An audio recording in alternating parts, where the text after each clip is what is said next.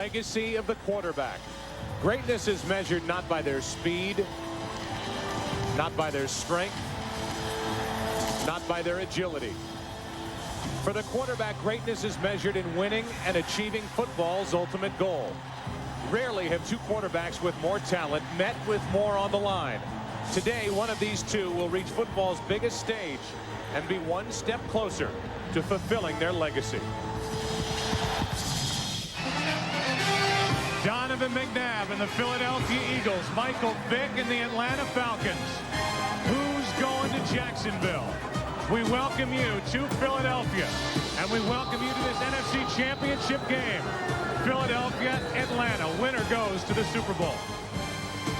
And now welcome to the broadcast booth, everybody. I'm Joe Buck, Troy Aikman, and Cris Collinsworth in just a second. Well, the Philadelphia Eagles have a chance today to erase a lot of frustration if they can finally get past this round and into the Super Bowl for the first time since the 1980 season. On the other side, you've got the Atlanta Falcons, who roll in a supremely confident team, and they boast one of the best athletes the NFL has ever seen in Michael Vick as they play under first-year head coach Jim Mora. Troy Aikman, you're first up. All we've been hearing about from the Philadelphia Eagles this year, it's different. Why do they think this year it's different? Well, they think it's different, Joe, because they feel looser and they feel more confident. But I got to tell you, being loose and being confident has never won a football game. Neither has coaching or scheme when you get into championship football. It's about the players. Great players make great plays in big games, and that's going to be the key here today. And for the Eagles, it's the same guys who have gotten them here to this point. You're talking about Donovan McNabb, Brian Westbrook, Brian Dawkins, Javon Curse, Jeremiah Trotter. If those guys go on today and play championship football, then I believe the Eagles will go on to play in Super Bowl 39, Chris. But you know, Troy, you cannot be more confident than this Atlanta Falcons bunch. It was remarkable when we were talking to them last night. They truly believe they're going to the Super Bowl, and there's been so much made out of the weather. I think these are perfect conditions for the Atlanta Falcons. Remember, they are a running football team, a smash-mouth team. So they have a fast track down here, and the wind is really ripping. The Philadelphia Eagles, they're the passing team. They're the ones that are going to have to contend with that much more so than the Atlanta Falcons. So while everybody was hyperventilating about the snow and the snowfall, that really doesn't appear to be a factor at all right now. As you can see, the sun is out. The question is the wind and how the wind affects the flight of the football here this afternoon. There's still time to select your singular fantasy football team for this week. Text message play to 63504 on your singular wireless phone, or vote on foxsports.com. Two African-American quarterbacks going head-to-head for the first time in the history of the NFL in a conference championship game. A historic day here in Philadelphia. Right now, let's go down to the field and check in for our national anthem. Ladies and gentlemen, the 100 individuals you see before you represent all branches of the United States military. They are some of the 450 individuals from the military and local charitable organizations that the Eagles are hosting at today's game in honor of their service to our city and our country.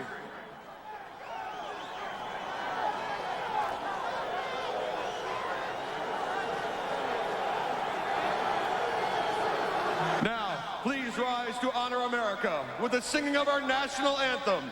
We welcome today's performer, hailing from Philadelphia, 10-year-old Timmy Kelly. Here to present our nation's colors is the United States Navy.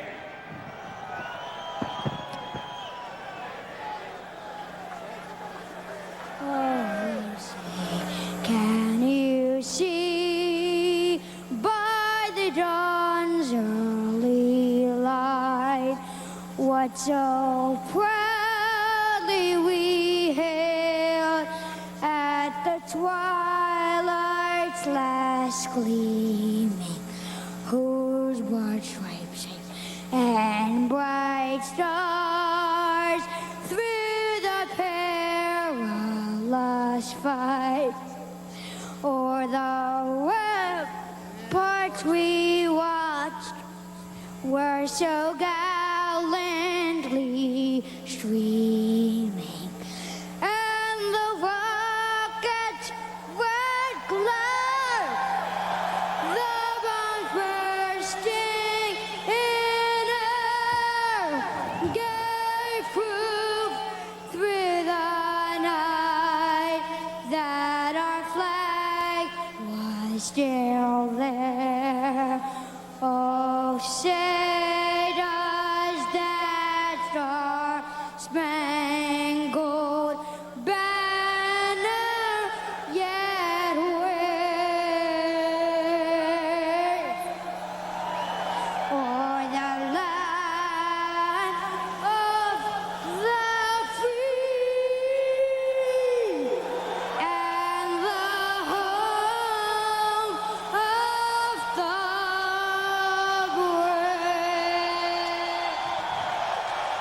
You look into the faces of these players, you know that it is all on the line right now. The NFC Championship game.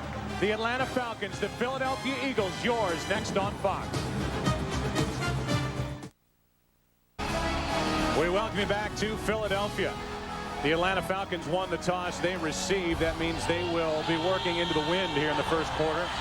You see the wind gusting up to 37 miles per hour. And Jim Mora, 43-year-old Jim Mora, the 12th head coach in Falcons history, set the single-season record as a rookie head coach with the total of 11 wins during the regular season. And no head coach in the history of the Eagles has won more games than Andy Reid. But what's been hanging over Reid in this Philadelphia Eagles group is getting past this round and into the Super Bowl. Who's going to Jacksonville? Glad you're with us. And catching it with his momentum, carrying him backward is Rossum, who had such a big week last weekend. Out to the 19, that is it. He was dropped immediately. Roderick Hood on the tackle, a 19-yard return, and Michael Vick, who didn't have to do much with his arm last week against the St. Louis Rams, but certainly did plenty with his legs, protected by this offensive line. Todd McClure is in the center of it all, making the offensive line calls. Backs and receivers, this was the best running team in the NFL this season. Warwick Dunn with a lot of T.J. Duckett mixed in. And they'll start in the shotgun.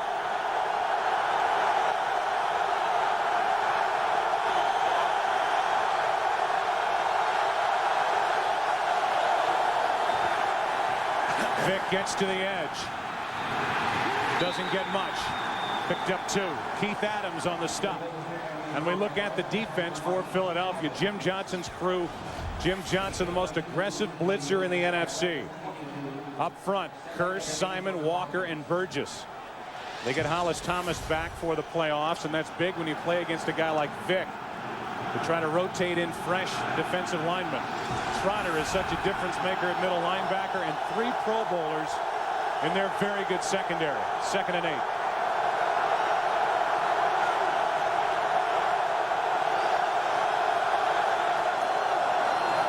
Handoff is to Dunn.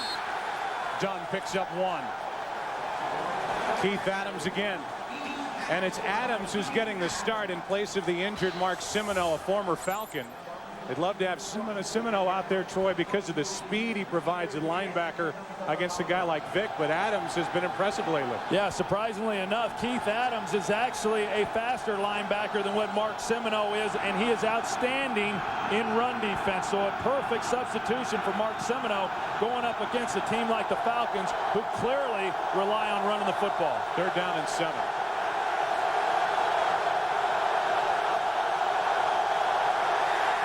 Timeout Atlanta. Working into the wind, and an early 3rd and long for Michael Vick and the Atlanta Falcons.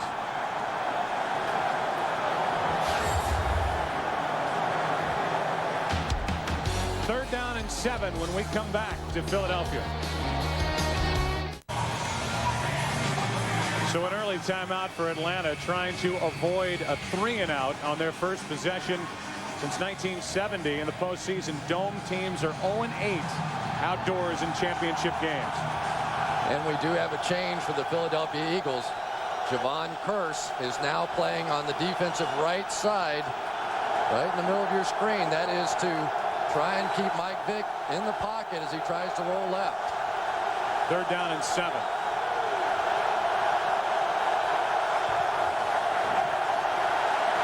Vick going to try and run for it. Dawkins was his first to get his hands on him.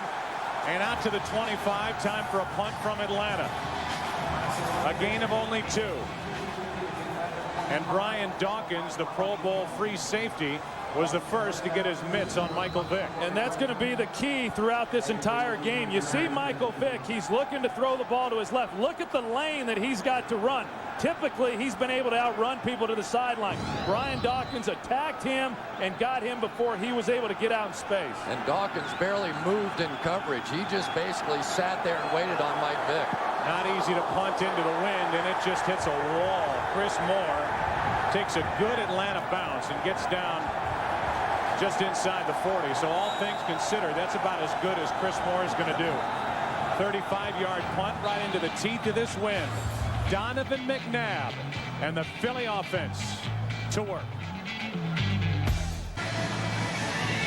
So I'll tell you what, nobody has been more animated along the sideline for the Philadelphia Eagles than Terrell Owens. Not playing today, went down on the 19th of December, but the Eagles believe if they get to Jacksonville and Super Bowl 39 that it's realistic that he could be in the lineup. Starting from their own 39. McNabb throws, pretty pass, first down, Pinkston.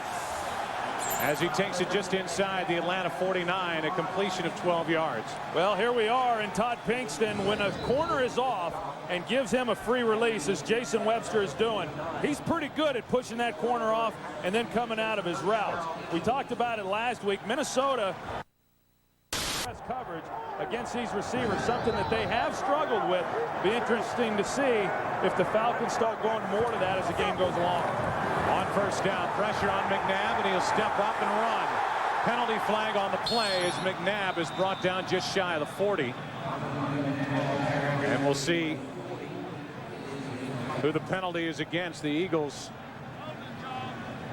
saying that it's against Atlanta. One thing Ed Donatel, who's the defensive coordinator for the Falcons, believes going into this game is that McNabb will run more.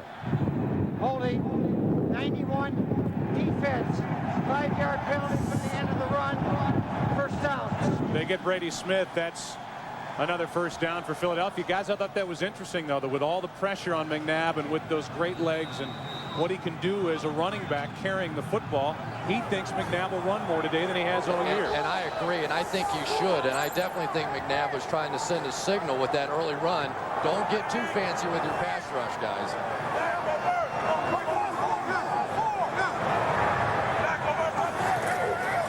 Westbrook touches it for the first time today, and he gets nothing. Let's look at the offense and the offensive line. The big story at the end of the day last week in their win over Minnesota was John Runyon hurting his right knee. He's okay. He's wearing a brace on that right knee, and he will have his hands full all day with Patrick Kearney. Pro Bowlers Trey Thomas on the left side. And as we said last week, the Vikings came in saying, where's Waldo, for Brian Westbrook, trying to find out where he is every time the Eagles break the huddle. No doubt the Falcons are doing the same.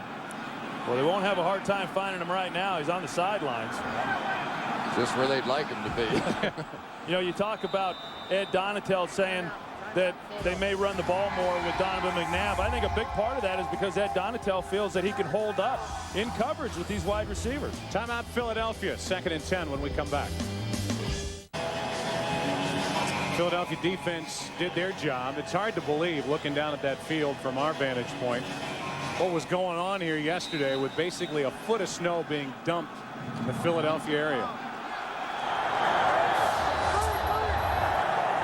There's such an advantage for the Eagles working this direction with the wind in this first quarter. Screen pass, Perry, and what a good play coming up to make the stop is Brooking.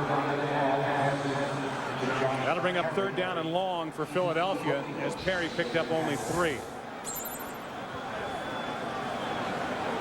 You know, you just couldn't ask for more than what the Philadelphia Eagles defense did in that first drive. They needed the extra time with the wind here, and right now you have a huge 3rd down conversion because they really are going to have 2 quarters in this game in this direction with a very strong wind. 14th ranked defense during the regular season with the Atlanta Falcons. On 3rd down, over the middle, pass too high.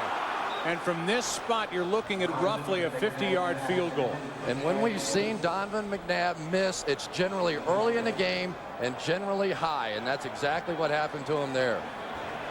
So I don't think there's any doubt that distance-wise, Akers, who's a strong kicker, Troy, anyway, can get it to or through the uprights. The question is, what's the wind going to do with it during its flight, with the wind straight at the back of Akers right here? Well, and he's talked about it and the impact the wind has on his kicks, and even he is not exactly sure once the ball gets in flight what the wind may do. Instead, they flip it. Lewis, and a great stop by this defense for Atlanta. And once again, the Atlanta Falcons special teams come up absolutely huge. In the game last week against the St. Louis Rams, Joe DeCamillis' bunch basically won the football game along with the running game. They come right back with their first challenge in this one and make another huge play. Anybody else may have been caught off guard. They play it perfectly and turn the ball back over to their offense. And probably a pretty good call by Andy Reid, recognizing the win. What kind of impact would it have? If you don't make the field goal, you're giving good field position back to Atlanta. Take a chance, and you still got Atlanta at least backed up a little bit. It was the rookie D'Angelo Hall who crashed down and made the stop. On 4th and 7, Lewis got only 3, and a handoff is to Warrick Dunn, and a nice gain on first down of 9 yards. Michael Lewis on the stop. Just like they did a week ago, the Atlanta Falcons are going to have to face a defense. Look at all the guys around the line of scrimmage. And yet with an Alex Gibbs coached offensive line, they can run it against a 9-man front, a 10-man front. It just doesn't matter. They think strength against strength. They are better and stronger than are the Philadelphia Eagles up front. 2nd down and 1. Alex Gibbs, the offensive line coach for Atlanta. Handed off to Warrick Dunn, and Dunn gets it out to the 40. And it depends on the spot as to whether it's a first down or not. The official running in from this side of the field. It appears that it is enough for an Atlanta first down. It is. And I think when you talk about the Atlanta Falcons and their running game and what Alex Gibbs does within that group, not an overly dominant group of players when you look at them individually, but collectively they play within this scheme exceptionally well. A big part of that is the cutback runs and getting people on the ground along the defensive line. Gibbs will be like that on the sideline the entire game. Full of fire over there as Vick will put it up. Fires, and the pass is incomplete. That'll be pass interference. Des White down the field, and it was Sheldon Brown who bumped him in the back before the football got there. Yeah, and they had him too. Des White does a real good job running the route. You're going to see him working against Sheldon Brown. They do it off of play action, reverse action in the backfield, but the ball gets held up. 24, defense, played to the back of the receiver, automatic first down, spot of the foul. You can see right there the ball in flight. That's the impact that this wind is having on these throws. And look at the job up front that Kevin Schaefer did against Javon Curse. That's going to be key all day long. If they can bootleg Mike Vick to his left side, they're going to have some big plays in this offense. Wind is really picked up. A 19-yard penalty on Sheldon Brown. From the Philadelphia 41, they hand it to Dunn. Dunn gets it to the 40, picked up half a yard. First guy there, Hollis Thomas. Well, it's no secret when you're talking about defenses and how they're going to try to play the Atlanta Falcons. They're going to put 8 guys up in the box. They're going to put 9 guys in the box. They feel very comfortable with being able to cover the Falcons wide receivers one-on-one, and that's why you've got to start bringing wide receivers down in order to pick up some of those extra defenders within the run game. Boy, they crashed down hard on the right side that time. Michael Vick may start booting to his right. On 2nd down, Vick slings it to the fullback McCrary. Brought down by Adams, a gain of 3. 3rd long coming up. Yeah, you talk about Keith Adams and his speed. Not a great cover guy, but as we saw right there, one of the reasons why the Eagles feel confident in their ability to defense this Atlanta offense is because they got great team speed. And Jim Johnson told us the teams that have had success against the Falcons, they've had great team speed and they're good tacklers. The Eagles feel they too have both of those qualities. 3rd down and 7.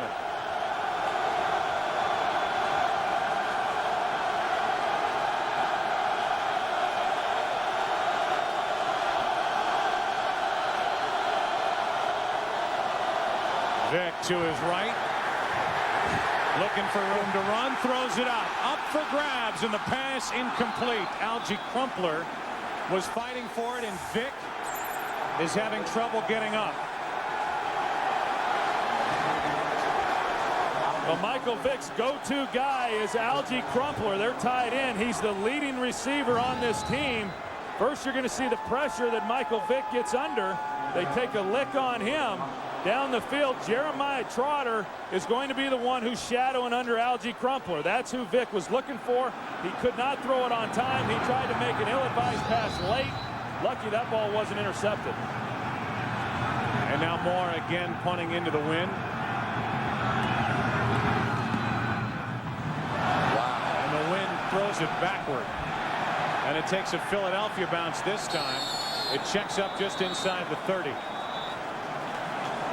Wow. All eyes were on Michael Vick trying to get up after this hit by Burgess. Atlanta trying to exhale, seeing him get up and get off the field. The wind blowing the snow around this stadium in Philadelphia. No score, and the Eagles get it for the second time. Algie Crumpler, in essence, went back to his basketball days in North Carolina to knock that floating pass down out of the hand of Michael Vick. Vick appeared to be okay, heading back to the bench, and now McNabb wants to put it up. As all day, and finds a receiver, Westbrook. It's off his hands.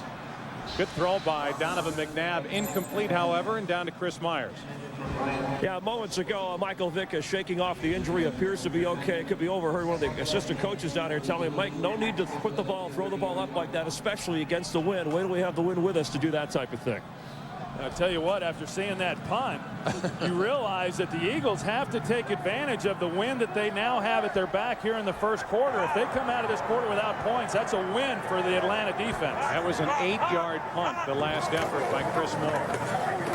Eagles hand it to Westbrook. He goes nowhere. Brian Scott, the safety, came up and was the first one there. And the one thing that we've seen so far out of the Atlanta Falcons defensively is that the Eagles can't run the ball against them. They have been very stout coming up, making plays in the backfield, and once again forcing a 3rd and long for Donovan McNabb. And Troy, you make a great point.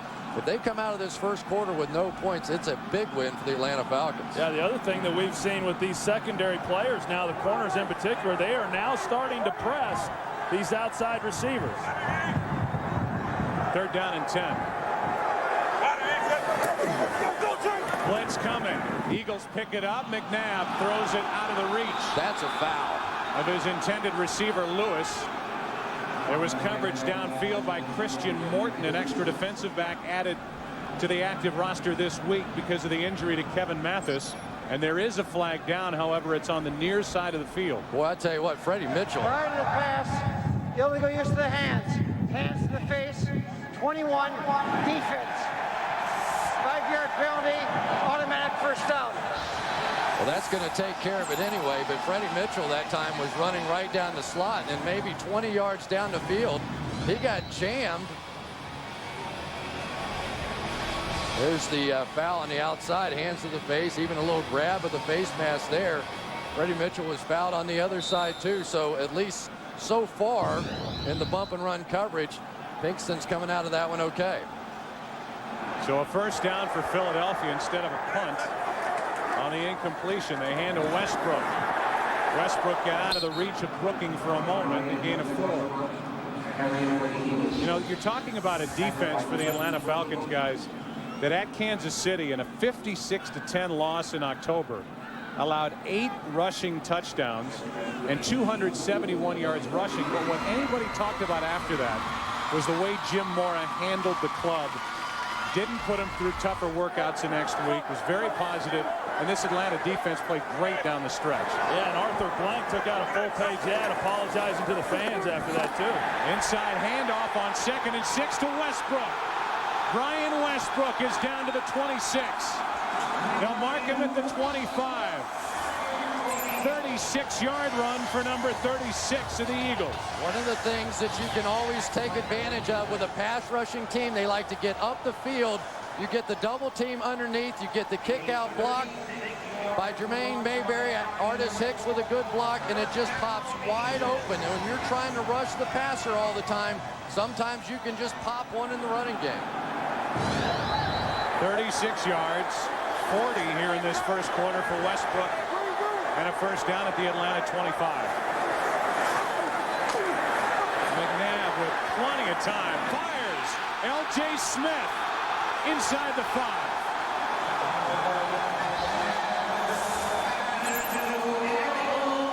Well, this offensive line last week did a great job of giving Donovan McNabb protection, and it's continuing on into this game. Watch the time that he has to step up and survey the field. He looks to his second receiver. He comes back to the right. He's got L.J. Smith working shallow, Freddie Mitchell over the top. He had both guys. He decided to come underneath to L.J. Smith. L.J. Smith, a big factor in last week's game, makes a big play here today. First and goal from the 4. Dorsey Levens stays on his feet and gets it to the 1. And now, with that second effort, touchdown.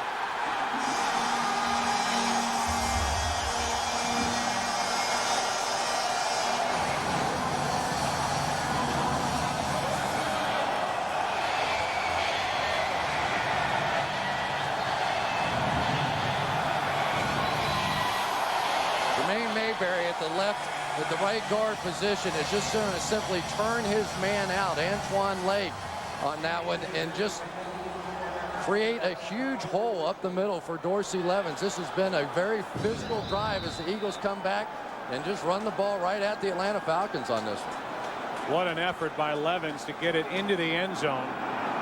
And Akers makes it 7-0. For a team like the Philadelphia Eagles playing in their 4th consecutive NFC Championship game, it was imperative that they get on the board first and not have that here we go again mentality. First quarter points, Eagles on top 7-zip. It's a 7-0 Eagles lead with 4:16 remaining in this first quarter.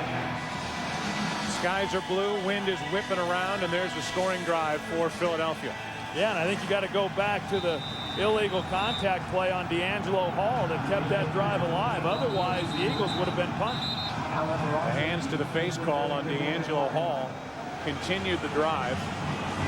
Then the big run by Westbrook, the completion to L.J. Smith, and a great effort on that run by Dorsey Levens to get it into the end zone.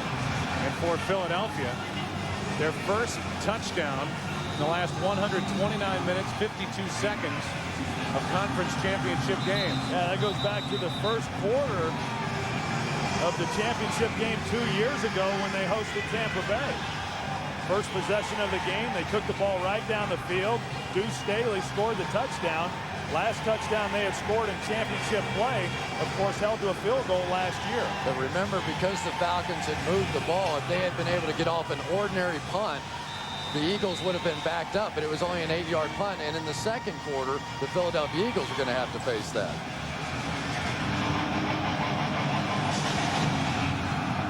Rod Hood was the one in charge of keeping the ball upright as Akers kicks it to Rossum. And Allen Rossum hit that hole with a head of steam and gets it out to the 31. Hood on the tackle.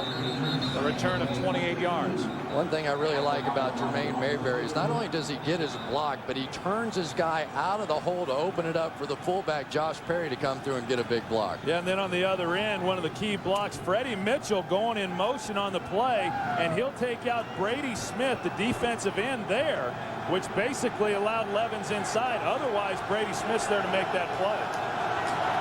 Little Alex Gibbs medicine with a cut block on Brady Smith. Hey, Freddie's more than just a receiver. Oh, he's a lot more than just a receiver. You want to elaborate on that? First 2 possessions last week for the Atlanta Falcons. They were up and down the field, 151 yards, 14 points today. Total of 19 yards.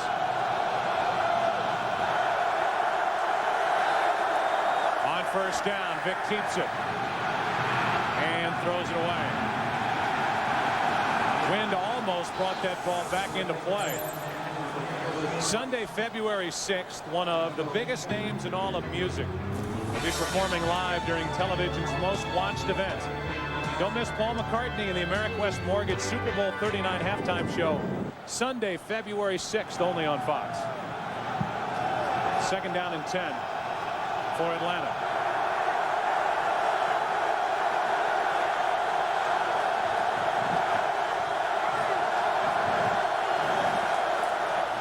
Vic keeps it again, and he'll run it this time. He got to the edge, makes a move, and dives. A yard shy of a first down. The ball is out. But Des White was able to get back on top of it for Atlanta. That'll bring up 3rd down and 1. And here's the guy who's really on a bind on this. It's Derek Burgess, the defensive end, and he's right here And what he's got to do is try to squeeze the cutback lane and at the same time be able to get back to the outside and make a play on Michael Vick. And quite frankly, you can't do both. You've got to make a decision, go upfield to contain Mike, and then hopefully you get help from the safety or linebacker to fill the gap. 3rd down and 1. Vick keeps it again. Steps up and flips over the head of Crumpler. It's intercepted, but penalty flags are down. Sheldon Brown with the interception. Out of bounds at the 35, but we'll check the marker. And this appears to be against the Philadelphia Eagles, which would eliminate the turnover and give Atlanta 1st down. We'll wait and see. We'll get the call from Bill Carollo. Pretty gutsy call that time on 3rd and about half a yard. Put the ball in Mike Vick's hand and have him throw it down the field into the wind. Prior to the pass, holding, 32, defense, 5-yard penalty, automatic 1st down. Now you're going to see Algie Crumpler. Michael Lewis is the one who's covering Algie Crumpler right there when he turned him. That's what brought the flag. And it erases the interception by Brown. It gives Atlanta a 1st down at their own 45. And you've got to be careful as a quarterback when you're throwing into the wind and you're trying to throw touch passes and getting the ball up and down. You can't drive them enough in this wind.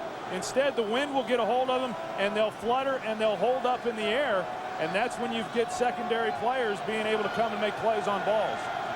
Talking to Jim Mora, he wasn't concerned about Vick throwing with the wind or into the wind at all. I guarantee you he is now. It is howling here in Philadelphia. Handoff is to Dunn. And Warwick tries to cut it up, and he hit a wall. Jeremiah Trotter, Keith Adams, and what a difference Chris Collinsworth Trotter has made to this defense since taking over in week 9. Yeah, it was kind of entertaining talking with Jeremiah Trotter when we said, how in the world did the Falcons run up all those yards last week against the St. Louis Rams? And his answer was, did you watch the Rams play? He said, I guarantee you they will not come out here and run the ball against us like they did a week ago. 2nd down and 8.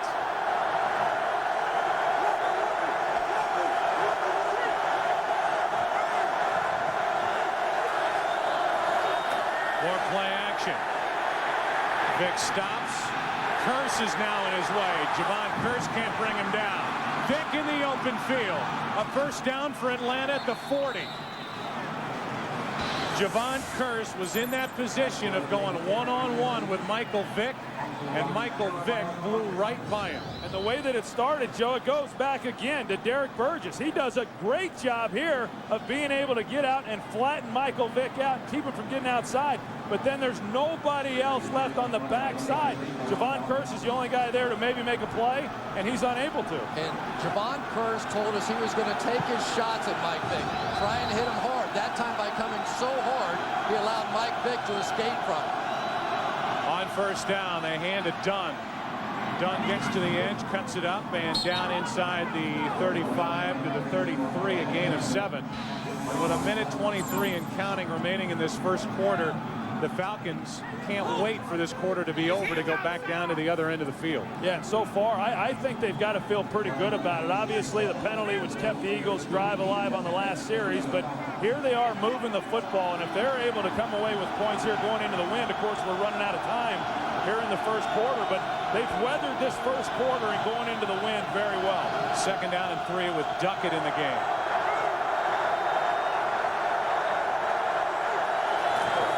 Duckett gets it, and the bigger back gets to the 31, picked up 2. And Jeremiah Trotter comes out stomping again. Well, anytime the Falcons go to this zone play where basically they're just trying to get to the edge, Jeremiah Trotter is the guy. His favorite saying is, cut it back to your boy, send it back to your boy. Well, the boy was sitting there on that one and got a big shoulder full of T.J. Duckett. If they can stop that play, it helps them stop the cutback. It's 3rd down and 1. Realize the Atlanta Falcons probably will have 2 downs to try to pick up the 1 going in this direction. 10 seconds and counting left in this 1st quarter. They hand to Duckett. Duckett doesn't get it. Now with the quarter being over, you go to the other end of the field, and the decision will be forthcoming from the Falcons on 4th down. Will they try the field goal or go for it? As the first quarter has come to an end, but the officials are right now gathered at about the 32-yard line. Timeout, Philadelphia. That's this team's second charge timeout. What a smart play by the Philadelphia Eagles as they spend a timeout. Reset the game clock to 1 second. And the interesting thing is, guys, they may spend a timeout and give Atlanta. I don't know if it's a good decision. Easier to go for it on 4th down. I don't know. I think it was a good decision because if they had not called the timeout, the clock runs out. Now it's an easy decision to attempt a field goal and make it a 7-3 ball game. Now you've got to make a decision because I'm not sure. We were watching their kicker, and it is a extremely tough kick going into the wind from that place on the field. I think you're almost forced to go for it on 4th down. Oh, there's no doubt. Yeah. I'm just saying in the end. Right. I think it's a mistake because on the other end, give him a field goal. Who cares if he can make a kick into this open end of the stadium where that wind comes howling out of that one corner.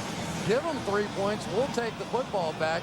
If they hold them here, obviously it's tremendous for them, but you're also, if they're turning around and going the other way, looking at the possibility they're scoring a touchdown. Well, yeah, that's right. Your argument is based on the Eagles not being able to stop them. Obviously, you don't call timeout if you don't think your defense will make the stop here. I'm just saying I would rather them kick a 48-yard field goal in this kind of wind than give them a chance on a 4th and 1. Maybe it'll work out for them. Duckett is the tailback.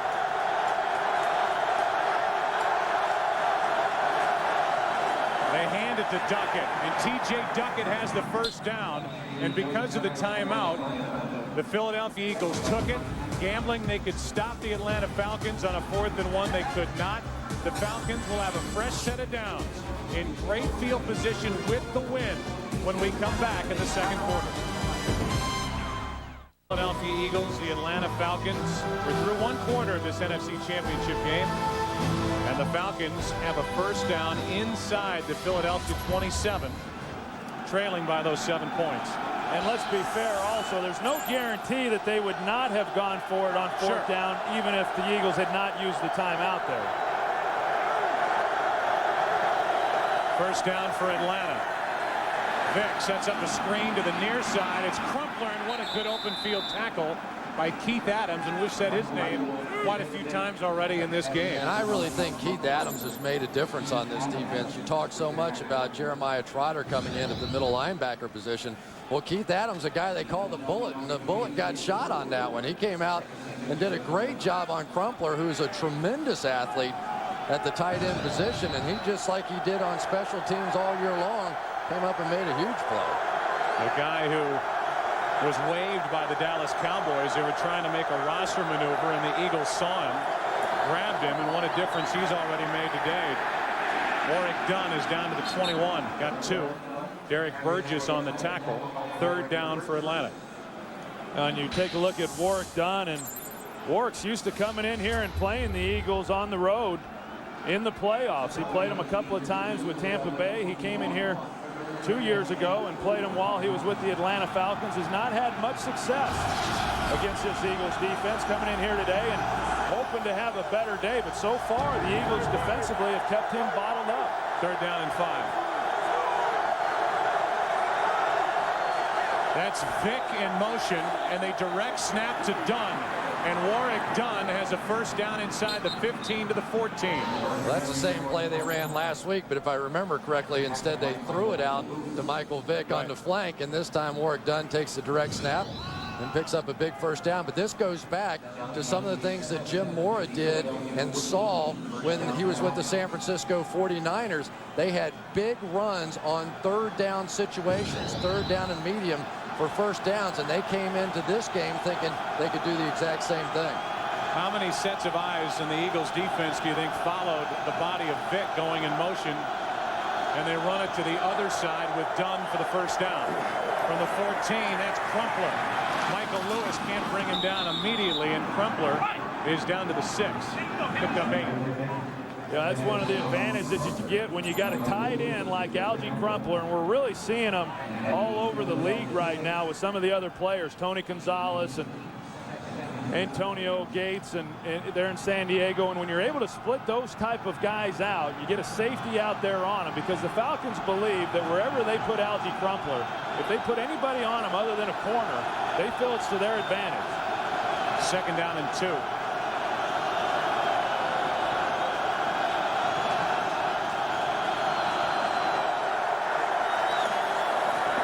Duckett, 1st down. 1st and goal from the 2 for Atlanta. They went right into the teeth of a blitz there. They're definitely coming on the outside, and Jim Morris said, we just don't care. It's one of the great things about being in an offense with Alex Gibbs. Alex Gibbs has seen every different kind of front that you can throw at somebody. That time they came up and ran a safety blitz right into that run, and they just ran right by it. Well, this is where the Eagles pride themselves, one of the best in the league at keeping people out of the end zone. On 1st and goal, they hand to Duckett. Duckett runs into Jeremiah Trotter, Hollis Thomas, Keith Adams. 2nd and goal. And I think one of the real keys when you're talking about goal line defense is being able to get into the running back's legs before he gets going. Watch T.J. Duckett as he hits the line, and immediately he's met in the middle by Jeremiah Trotter, and that's how you stop a big back from getting into the end zone. That time Keenan Forney tried to cut Hollis Thomas, and he missed, and Thomas was able to make the play in the backfield. Duckett lost a yard. 2nd and goal. They faked the toss, and that pass batted down. Michael Lewis got up and knocked it away. It'll be 3rd and goal. And a good play there by Michael Lewis. He's the safety. He's the guy who spends a lot of his time down around the box, and he comes off the edge and just is able to get a hand on the ball and keep that one from being completed there to the fullback. I'm going to bet Alex Gibbs did not like that call over there. I'm sure he would have liked to take 2 shots and try and pound this thing in the end zone. This is one of the top rushing teams in the NFL. Now they're 3rd and 2 and a long 2. 3rd down and goal. 16th play of the drive. Duckett is split out to the bottom of the screen. Vick with time. Michael Vick won't get there to the 5. He lost yardage. Hollis Thomas. Vick did all he could, but Thomas closed it down in the end. Well, that's just great containment by everybody involved, not allowing Michael Vick to get outside. They're aggressive enough to make him move. They don't sit back and wait. Hollis Thomas, playing in his first NFC championship game because of injury, steps up and makes a play here. Good job and good discipline by that defensive front. Jim Johnson telling us, he told his defense all week, don't get hyper. Stay where you're supposed to stay, make your plays, and stay within the defense. And everybody across the defensive front did just that for Philly. 7-3 Eagles, 2nd quarter. The Philadelphia Eagles during the regular season, their defense ended up ranked 10th. They gave up some yards, but they didn't give up a lot of points. They ended up tied for 2nd in the NFL in points allowed. And I guess it's only fitting that the 3 top teams in that category, points allowed, are still alive. We've got the Eagles, the New England, and Pittsburgh, who will meet later today across the state. J.R. Reed on the return for Philadelphia. The rookie from South Florida crosses the 25 and works his way out to the 28. Hollis Thomas and this Philadelphia Eagles defense doing their job in the red zone, making a stop. 7-3 Eagles. Now it's the Eagles' turn to try their hand at working into this gusting wind. They lead Atlanta 7-3 in this NFC Championship. Starting at their own 28. McNabb steps up in a run and slide. They'll mark him at the 33, and we go back to that last defensive play by the Eagles. And anytime you're down on the goal line against Mike Vick, you have to spy. This time the Eagles come up with 2 guys whose eyes are only on Mike Vick and everybody else as well, and they hold him in the box. Yeah, and here's why Vick wasn't able to get the ball out. Algie Crumpler, clearly he's going to attract a lot of attention. You got Javon Kirsch dropping underneath him, as well as Michael Lewis double teaming him in the end zone. 2nd down and 4. They hand it to Levens. Dorsey Levens is running hard. Picks up 3. 3rd and 1 coming up. Let's go down to Pam Oliver. Hey, Joe, and a lot of high fives being passed around on the Eagles D. That group was jubilant about keeping Vick and company out of the end zone. Cris Collinsworth praised the Eagles' containment on Michael Vick, while defensive coordinator Jim Johnson did the very same thing. He knew the execution on that was perfect. Joe? All right, Pam, thanks. 3rd down and 1 now for the Eagles offense. I hate to belabor the point, but every time that the Eagles pick up a 1st down, about 3 minutes click off the clock for the Falcons with the win. Levens has enough for a Philadelphia 1st down. Needed 1, got 2, and a fresh set for the Eagles. Kearney was the first guy to make contact with Levens for Atlanta. You know, we saw Mike on that 1st down scramble and pick up some pretty good yards, and you know, a lot of people have suggested that maybe Donovan McNabb should scramble a little bit more, but that's not really a part of his game. You know, this year he's run less than he has at any other point during his career, and yet I think the reason he hasn't has been more his development within this offense, as well as his wide receivers doing a much better job of getting open than maybe they have in recent years. Which is what McNabb sees in the future for Vick. Penalty flag on the completion to L.J. Smith. And L.J. Smith with a good run down to the 44-yard line of the Atlanta Falcons, but there is a marker down. And it's against Philadelphia. Looks like an illegal shift, possibly. Boy, does that hurt.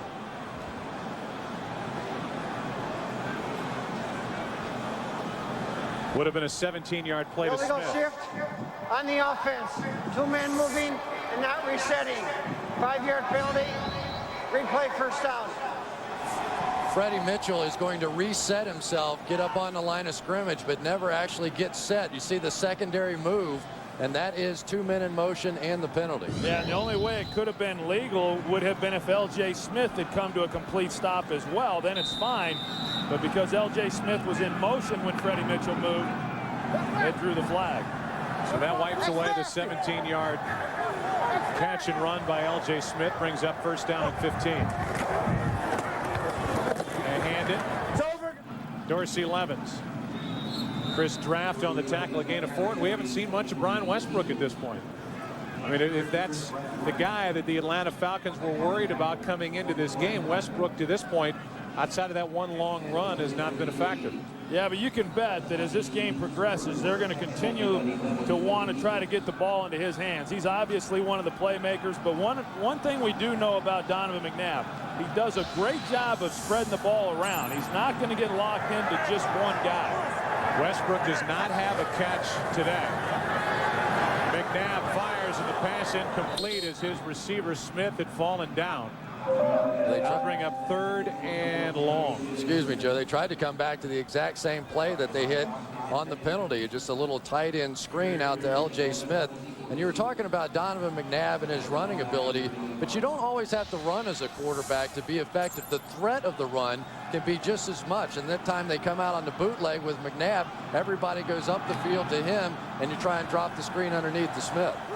What Ed Donatel talked about was not only the threat of the run, but the way he moves around in the pocket and buys time for somebody to get open. McNabb in trouble. Stays on his feet. Unbelievable. Throws. Has a man. Mitchell. What a play. 1st down Philadelphia. And that is the brilliance of Donovan McNabb.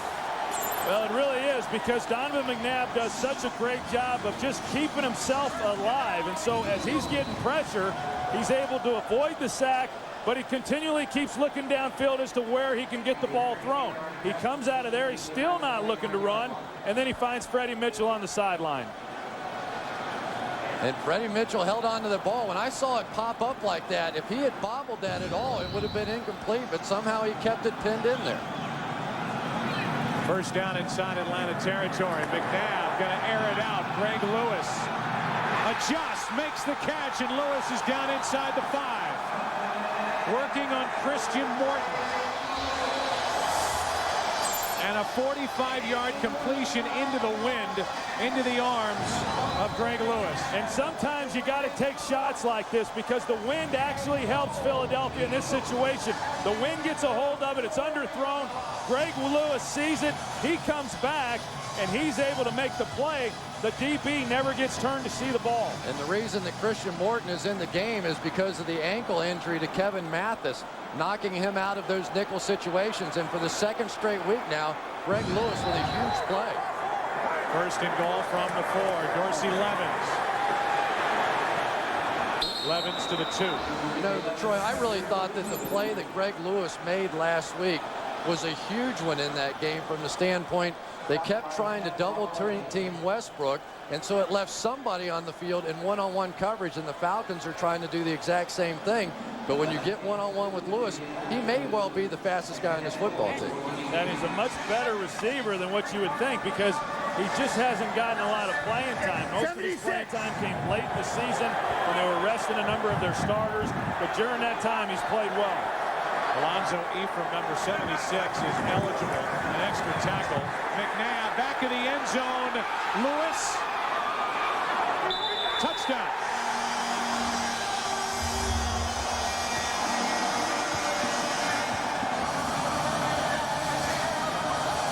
So much for having trouble working into the wind. Well, we'll see what happens here. Chad Lewis going to the corner. He had him right away. He floated this one a little bit. Did he get his feet in? One's in. The second is questionable. I think you're going to get a challenge on that one. We already got it. I mean, usually when you tap that other toe, you see some dirt fly, and I'm not so sure the dirt was flying on that one. No, I don't think he got it in, Chris. I think he got the left one down there, and then look at the right foot, and it looks like the right toe comes down on the white chalk. There was something that flew up, but I think it was from his left foot and not his right foot. Atlanta is challenging the ruling on the field. Maybe he did. We will take a break. Bill Carollo will give it a look under the hood. Terrell Owens and all of the Eagles and their fans hoping that the call will stand. A couple of questions when they look at a replay. The obvious one is, did he get that right foot down after the left foot was inbounds? Did he dot the I, so to speak, and get the toe of the right shoe down? It looks like from that angle and that replay that Lewis did. Yeah, I agree. I think he did as well. It was a tremendous job by Chad Lewis getting that back foot down, and at the very least, I definitely don't think there's enough to overturn that play. Yeah, that's the other question. Is there enough evidence to overturn the call, which was touchdown? We all think up here in the booth that the touchdown for Chad Lewis will stand. Yeah, I think it will too, and there was nothing definitive to suggest that he did not get his feet in, and boy, Donovan made that a much tougher play than what it needed to be. And that last angle that we had was really the definitive one, and in a championship game, obviously you have more camera angles than you do for a regular season game, and it's going to help the Eagles here. After reviewing the play stands as called. Touchdown. Atlanta is charged with their second charge timeout.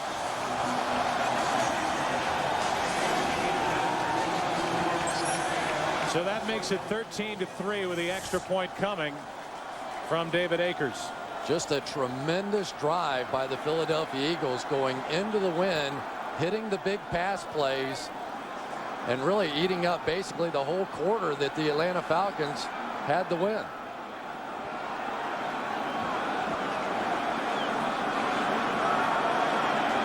So Akers trying to make it 14-3.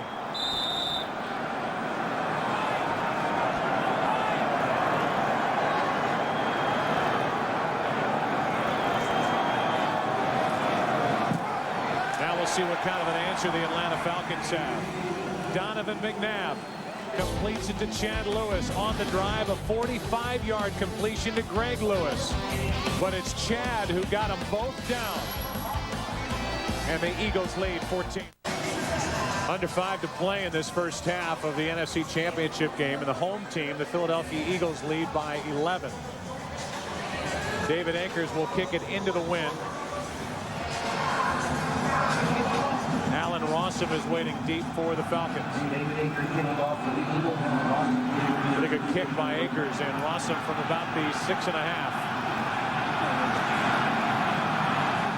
Good return out to the 30. Donovan McNabb has put the pressure of all the past failures of the Philadelphia Eagles in NFC Championship games squarely on his shoulders, trying to get Philly to the Super Bowl. He's put together a very good first half.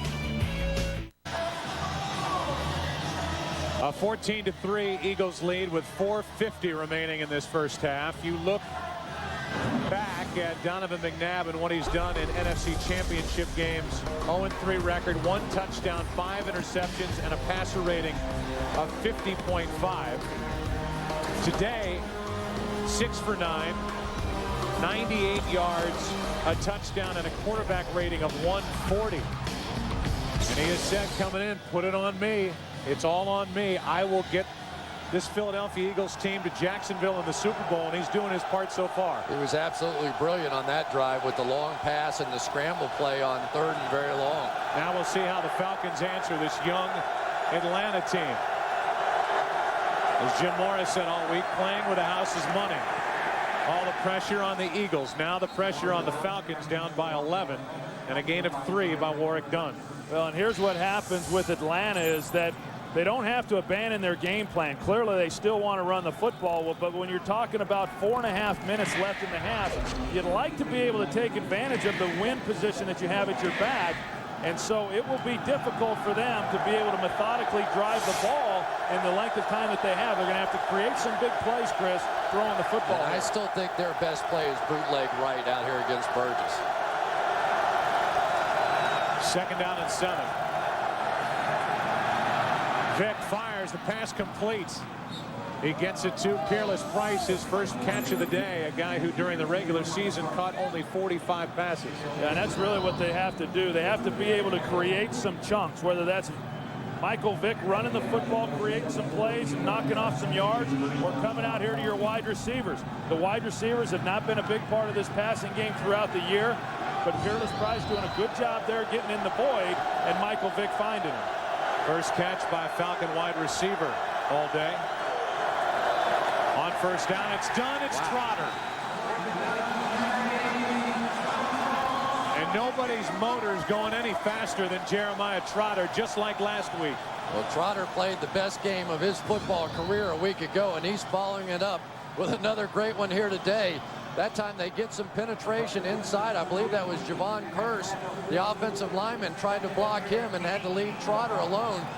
What do you say, Troy? Turn it back to your boy. Turn it to your boy. There you go. He took care of it himself. 2nd down and 13. Atlanta with only 1 timeout left. Pass too high for Crumpler. And a penalty flag at the very end of the play.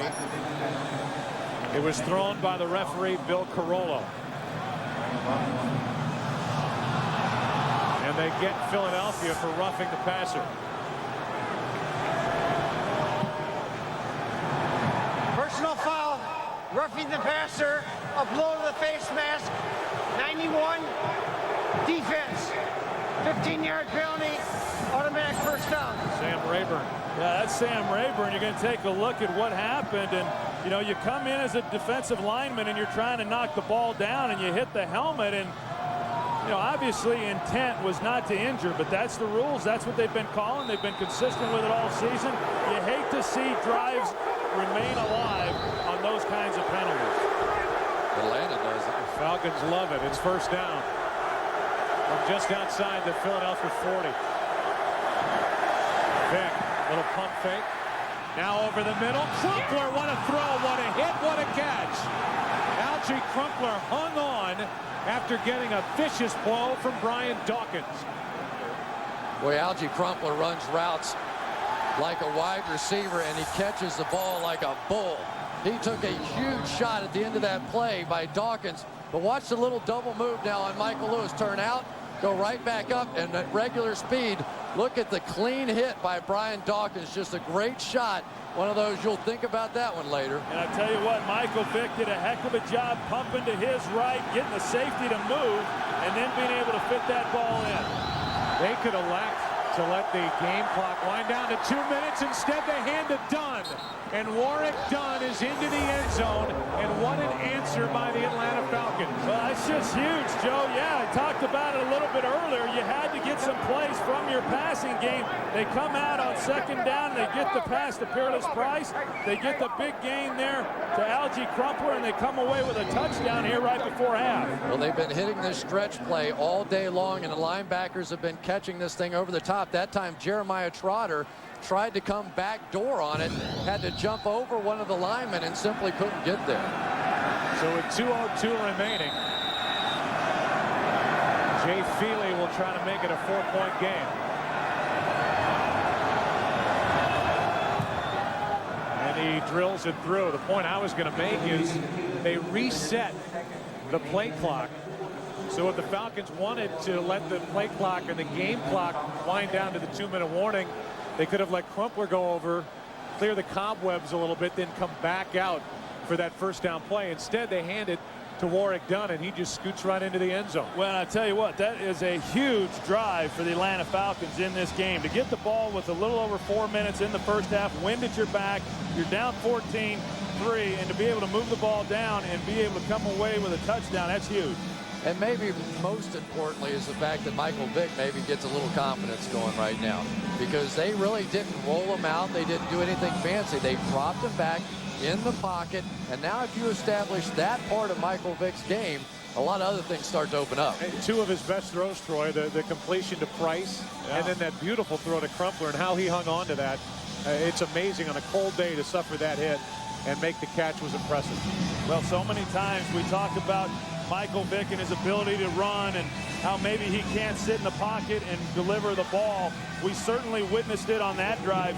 A couple of big throws, none more important than the one that he fit in there to Algie Crumpler. And you're right, what a catch he made. But what a big drive and a big game.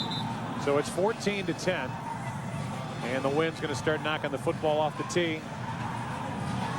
So they're going to have to bring in Aaron Beasley to hold it, as Feely will kick it off with the win. You know, we came in here talking about these two quarterbacks, and so far neither has disappointed. These two guys among the very best that are playing the game right now.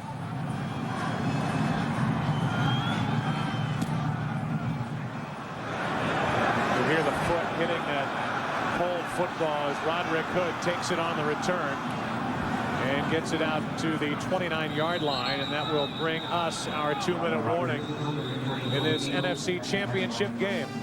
14-10. The Eagles on top. Falcons with an answer and a hug from Mora to Warrick Dunn. Philadelphia with the ball, a 4-point lead starting at their own 29. Let's go down to Pam Oliver. All right, Joe, as we watch both quarterbacks handle the win, unlike his Atlanta counterpart, Donovan McNabb spent a good 20 to 25 minutes before the game checking out the win, just like he did on that long catch by Greg Lewis. He threw a bunch of deep balls into the wind earlier today, and he told me that he is not at all uncomfortable with the wind conditions. Back to you. All right, Pam, thank you.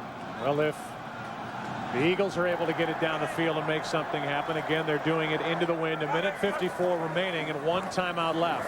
McNabb hit, dropped, and that's Patrick Kearney. Kearney during the regular season earned his first trip to the Pro Bowl by racking up 13 sacks. And what a great spin move that time by Patrick Kearney working against John Runyon. Watch this, just dip underneath. Remember, Runyon has the bad knee and had no chance against Kearney on that one. I had a chance to talk to John Runyon before the game. He said the knee was a little stiff, a little sore. If that continues, he expects Andy Reid to provide him with a little help and protection. Second down at 16 after the sack, and the Eagles hand off to Westbrook. 3rd and long coming up, and with 1:09 remaining and counting. You got to start thinking about using your last timeout. I agree with you, Joe. I think I would have burned a timeout there for the Atlanta Falcons. Coming up on the Visa halftime report, JB, Terry, Howie, and Jimmy will have highlights from this game. The Fox Sports ticker has up to the second statistics. Hi, Mom. It's cold. Is Terry Bradshaw the first longshoreman ever win 4 Super Bowls?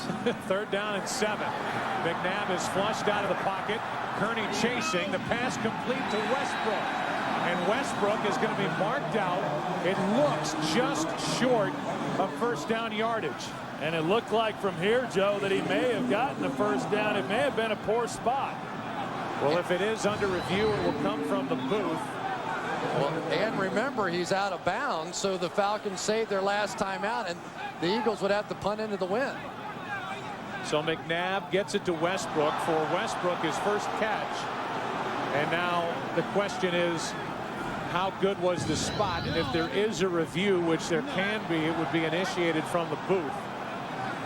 And the chains that are on that side of the field are not the official chains. They're bringing those across the field now. And they're there. Ta-da.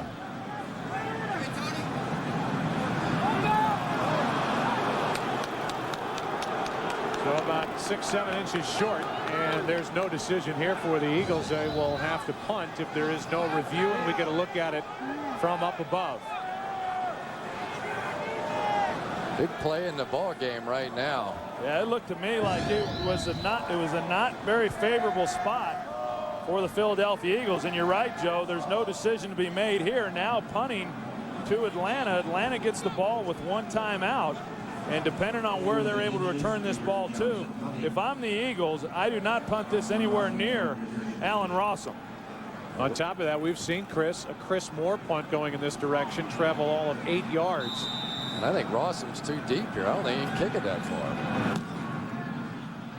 Pretty good try here by Johnson. It hangs up, and Rossum from inside the 25 has blocking. Had a huge week against St. Louis that last week and gets it to the 35 with 21 seconds remaining and 1 timeout left for Atlanta as they trail by 4. This February, NASCAR on Fox returns with the 47th running of the Great American Race. 43 drivers will clash in the fastest, fiercest, most high-powered sporting event in the world. NASCAR coverage begins with the Daytona 500.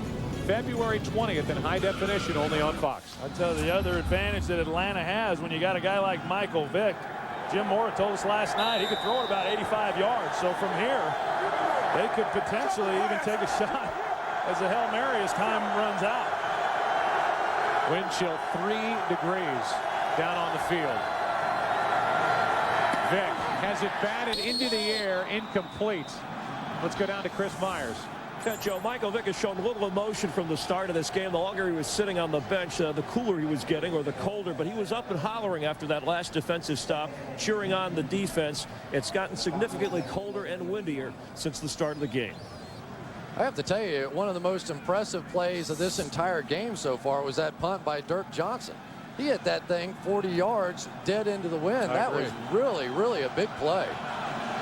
I just heard from Chris the wind has picked up. It's gotten colder. Corey Simon batted that last pass down. It's 2nd down and 10 with only 16 seconds remaining. Vick trying to buy some time. It'll go down. And that should just about assure that the score at halftime will be 14-10, and it will. That does it for the first half of this NFC Championship. Javon Curse making that last play. Vick, McNabb, Falcons, Eagles. And it's 14-10 Philadelphia. 1 half to go. A trip to the Super Bowl on the line. Visa halftime show coming up after this from your local Fox station. Folks, have you ever wondered if Howie Long can leap a building in a single bound? Or maybe you just want to know which NFL players he thinks are the toughest? Then check out the superhero edition of Howie Long's Tough Guys, brought to you by Chevrolet and American Revolution. You can see it right here on Fox Saturday, February 5th at 4 Eastern, 1 Pacific. And Michael Vick shaking hands before the battle. Dorsey Levinson taking a snap. Stop, but his second effort gets him into the end zone. 4-yard touchdown. Terrell Owens, are you happy? You bet he is. 7-0. Eagles on top of the visiting Atlanta Falcons. Now we move on. McNabb, play action at the goal line. Chad Lewis, corner of the end zone. Both feet down. Play under review, challenged by the Falcons. Rule a touchdown, 3 yards, 14-3. Back comes Atlanta. Warwick Dunn scores 10 yards out. Eagles 14-10, the most points the Eagles have scored in their last 2 NFC Championship games. That Eagles defense did a nice job of making Michael Vick a pocket pass in that first quarter, although Vick was patient in the second quarter and scored. Jimmy, your thoughts? Well, yeah, I thought Vick did a nice job getting the ball to Crumpler. He's going to have to do more of it at the second half. I talked to Atlanta coaches, and they thought about taking the win to start the game off, to try to get this crowd out of it, to try to get the lead right off the bat. This third quarter will be critical because in the third quarter, they will have the win. Philadelphia will take the ball. Philadelphia will have the win in the fourth quarter. If Atlanta can take the lead in the third quarter, all of a sudden the fourth quarter, psychologically, Philadelphia says, oh no, is it going to happen again? And so they will get tight in that fourth quarter. Penalties have really hurt the Philadelphia Eagles, negating big plays on defense and big plays on offense. We saw it here. The illegal contact to the head on Michael Vick, which set up the Algie Crumpler pass up the middle, which led to the touchdown. The Eagles are hurting themselves. Yeah, the big pass to Crumpler was from the pocket by Michael Vick. Excellent throw. Now, the only question I have in the second half is what we've seen the last 2 years. Will Andy Reid not get conservative? To me, that has been the downfall of the Eagles. Keep attacking, keep moving down the field. I think he might be conservative this third quarter, but the fourth quarter, he'll have the win. He's got to open it up. Well, the bottom line is we have a ball game, 14-10 to score at the half. Also, the game coming up later today, the AFC Championship matchup, Steelers and Patriots. Our Brian Baldinger caught up with head coach Bill Cowher of the Steelers less than an hour ago. All right, thanks, JB. Look, Coach, last time you played the Patriots, you snapped their 21-game win streak. What did you take from that first meeting against them here on Halloween that you used in preparation for today's game? Well, I mean, you just look at it from a matchup standpoint. I mean, certainly it was 3 months ago. What's at stake's a lot greater today. You know, we recognize it did not have Deion Branch, did not have Corey Dillon, but, you know, I think we looked at it, but, you know, I think, again, just more from a matchup standpoint, I think today's game still is going to come down to execution. I think there's 2 evenly matched teams, and, you know, hopefully we can find a way to pull it out. Coach, you're 1-3 in these championship games here at home. Are you a better coach today in preparing this team to get to the next step? Well, talk to me after the game. I guess everyone else will pass judgment on that. You know, I don't know about that. I mean, I think certainly all the games have been close games, and, you know, certainly we've come out on the short end many times. But it's a new year. That's in the past. We're dealing with the present, and we're focusing on the opportunity we have today. Coach, good luck to you today. Thanks, Baldinger. All right. JB, back to you. All right, Brian Baldinger, thank you so very much. No matter how low-key Bill Cowher, he wants the game in the worst way. On February 6th, Fox Super Sunday begins with Buck, Aikman, Collinsworth, all access. Then TV, Howie, Jimmy, Troy, and Cris give you their untold stories of the Super Bowl. Then Tony Hawk's Underground Tour presents Boom Boom Hug Jam, a Power Pack Day coming your way on Super Bowl Sunday.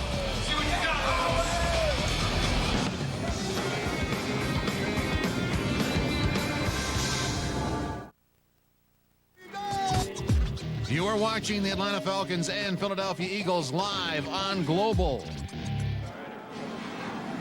Start of the second half, still a couple of minutes away, 14-10, Philadelphia at the half. Let's go down to Pam Oliver. Hey, Joe Buck, I talked to Andy Reid at halftime. He said that he felt that for sure in the second half, obviously we got to get more points on the board. I asked him about momentum for Atlanta after that nice scoring drive. He said perhaps they got some, but defensively, he felt after Javon Kerr sacked Michael Vick to end the half that the momentum may have swung back for their way. Now for more on Atlanta, let's go over to Chris Myers. Well, Pam, Jim Mora told me that he was surprised that the Eagles took a timeout. He would have gone for it on 4th down anyway at the other end, and he wants to make sure that his team has the wind in the 4th quarter. He's happy that they're running the ball successfully. He said Michael Vick is playing the right kind of game. He was also excited that they finally got to McNabb and got a sack, and he thinks they'll be able to do more of that. But it was interesting that Morris said that he likes mostly that this game is close and tight. The tighter it is, he thinks the tighter the Eagles will be as the game wears on. Something to look for. Joe? All right, Chris, thank you. Yep, all the pressure from years past and opportunities past. 0 for their last 3 in the NFC Championship game are the Eagles. They lead by 4. Second half about to start on the other side of this break.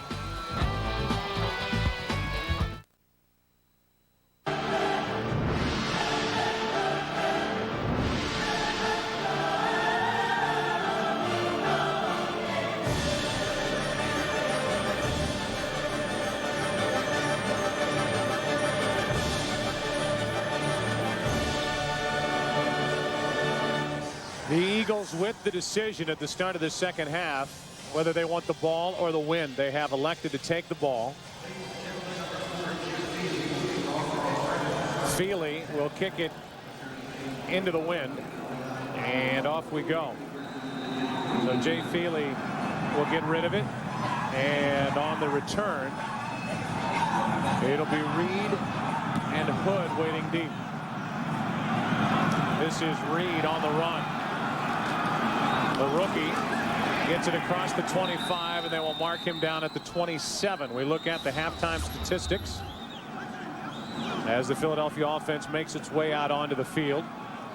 See the pass yards for the Eagles. The total yards tipped toward the Eagles' favor. And those penalties that Howie Long talked about in the Visa halftime show wiped away a couple of big plays, including an interception by Sheldon Brown. And I think maybe the most important statistic is that the Eagles have matched the Falcons in rushing yards. Clearly the way that Falcons thought they were going to win this game is running the football. You see the weather. Temperature has dropped. The wind has died down a little bit as the Eagles hand to Westbrook. And Westbrook, who was the focus of this Falcons defense coming in on the day, carries it for 3. Yeah, and I think that as far as what the Philadelphia Eagles have done offensively, they've broken away from what Andy Reid typically does. They ran the ball 12 times there in the first half. That carry there being their 13th rushing attempt to only 10 passes. And you know, you look back to last year's game, there was some criticism of Andy Reid for not running the football more against the Carolina Panthers. Maybe that's the intent here against this Falcons defense. 2nd down and 7 for Philadelphia. McNabb with plenty of time completes it to Westbrook, only his 2nd catch, and Westbrook is forced out by Stewart. They'll mark him across the 35, picked up 5, 3rd and short coming up.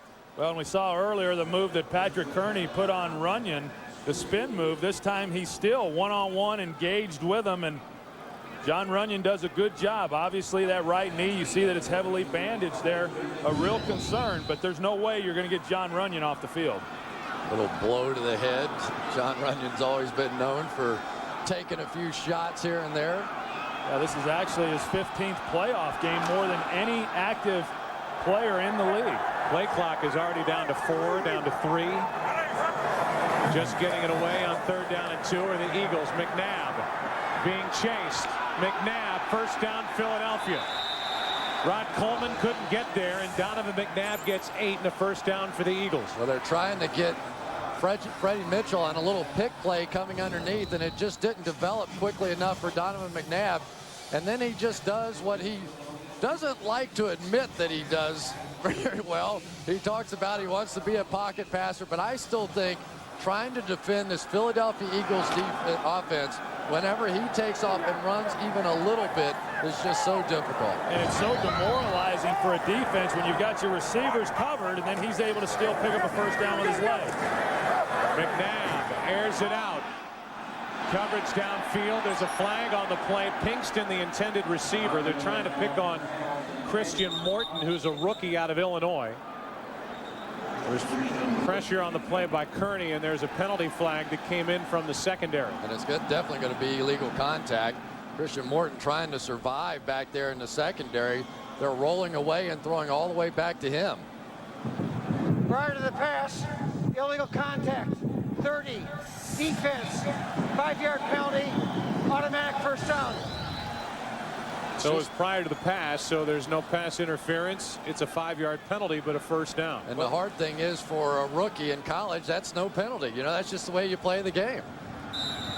And then there's the hit. Patrick Kearney, he makes his presence felt, and he's able to get a hit on Donovan McNabb on the blind side. We saw John Runyon looking down. I don't know that necessarily on that play anyway. That was his man. First down for Philadelphia, leading by 4. Pass complete, Levens. And Dorsey Levens gets 5. You know, this is turning into a pretty good battle out here at right tackle. John Runyon again. Here's the spin move that Patrick Kearney used earlier and able to get the hit there on Donovan McNabb. He tries it again. He loses his footing, but John Runyon had a good base and didn't fall for the move. Now they are starting to get some openings down the field now. McNabb has taken the ball and dumped it to some of the backs. Wouldn't be surprised to see some of those tight ends coming across on that crossing route. It's starting to open up now. Second down and 6. That's Westbrook. And Westbrook has a Philadelphia first down. Let's go down to Pam Oliver. Hey, Joe, strain knee aside, if John Runyon continues to have trouble with defensive end Patrick Kearney, he has his division nemesis Michael Strahan to thank. I spoke with Kearney Saturday, and he acknowledged talking to Strahan this week to get some insight on how to play Runyon. Strahan said it's all about watching Runyon's feet. If his inside foot is up, he's blocking out. If the heel is down, it is just the opposite. Furthermore, Kearney also learned a few tips on Donovan McNabb and his tendencies with the snap count, guys. All right, thank you, Pam. Kearney, who would be working on Wall Street if not for football, doing a little research as Westbrook finds room to run. Westbrook bounces it outside and gets another Philadelphia first down. Kearney upfield. There were other Falcons there, and nobody could bring down Brian Westbrook. Yeah, and when you get into a game like this, you have to make tackles. They had opportunities. Patrick Kearney right there had a chance to bring Westbrook to the ground, and you've got to stop him before he gets going. This is a back that can get to top speed in 2 or 3 steps. You've got to hit him in the backfield. You got to get him on the ground. Otherwise, he reels off runs like that. Well, that was pretty good stuff right there, wasn't it? That was a little Walter Payton, Marshall Faulk, just kept it alive, and big pickup. Not a big guy, 5'10", 205, but a lot more powerful. And you may imagine they toss to Westbrook. And Brian Westbrook has another first down. Yeah, we talk about Hank Fraley and you say honey buns and all that stuff, but honey buns can run. He got out on this play and is going to lead the way, and just at the last minute able to knock his guy to the ground, and there is the corner secured on the outside. And if they can start to get that outside running game going, those bootlegs and some of the things that McNabb likes to do really open up. Brian Westbrook had only 6 touches in the football in the first half. He has 5 on this drive. And trying to get a touch here, he ends up putting it on the ground and is able to fall back on top of it. A loss of 5. Yeah, and that one was just a miscommunication between Donovan McNabb and Brian Westbrook, and they're trying to run a counter trap here, and Donovan took it a little too far, or Brian Westbrook came up too far into the line, but they came up together, collided, and the ball's on the ground. Fortunate in order to get that one back. And this is a big situation from the standpoint 3 versus 7. If the Falcons can get out of here with just 3, they have to feel great about it. Second down and 15. Play action from McNabb. They set up a screen for Westbrook. Westbrook got past Brooking and is brought down at the 13-yard line, got 9. Corey Hall on the tackle. You know, Chris, you talked just a minute ago about Hank Fraley. Watch him, the center, number 63. He's really good at screens because he moves around extremely well, especially once he gets out in space. Look at the job he does right there on D'Angelo Hall. That's a corner, and to be able to even get a body on an athletic corner like that really says a lot for the athleticism of Hank Fraley. Third down and 6.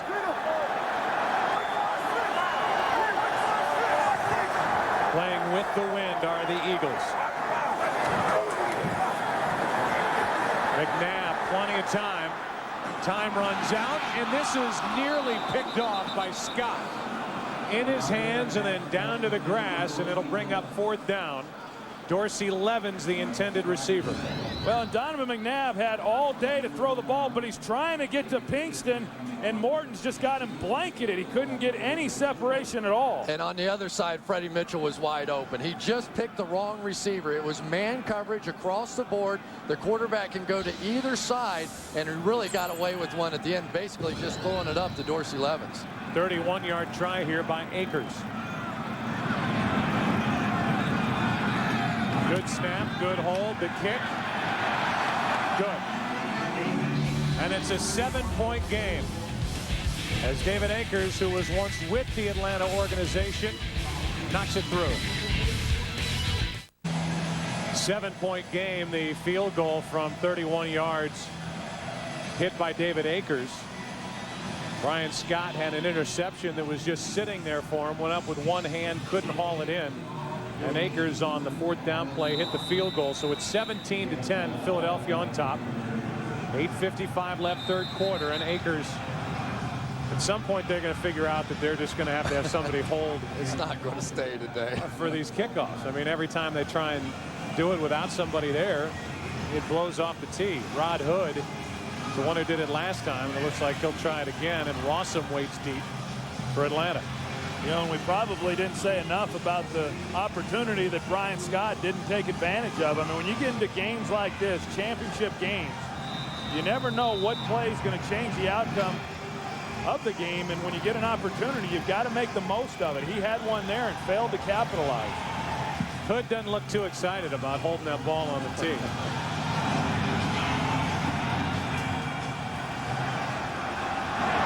Rossum.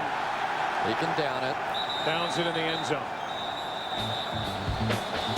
So the Falcons will start with it. Michael Vick at his own 20. How close did Scott come to an interception and avoiding 3 points? That close. Frustrating moment for the Falcons and Brian Scott.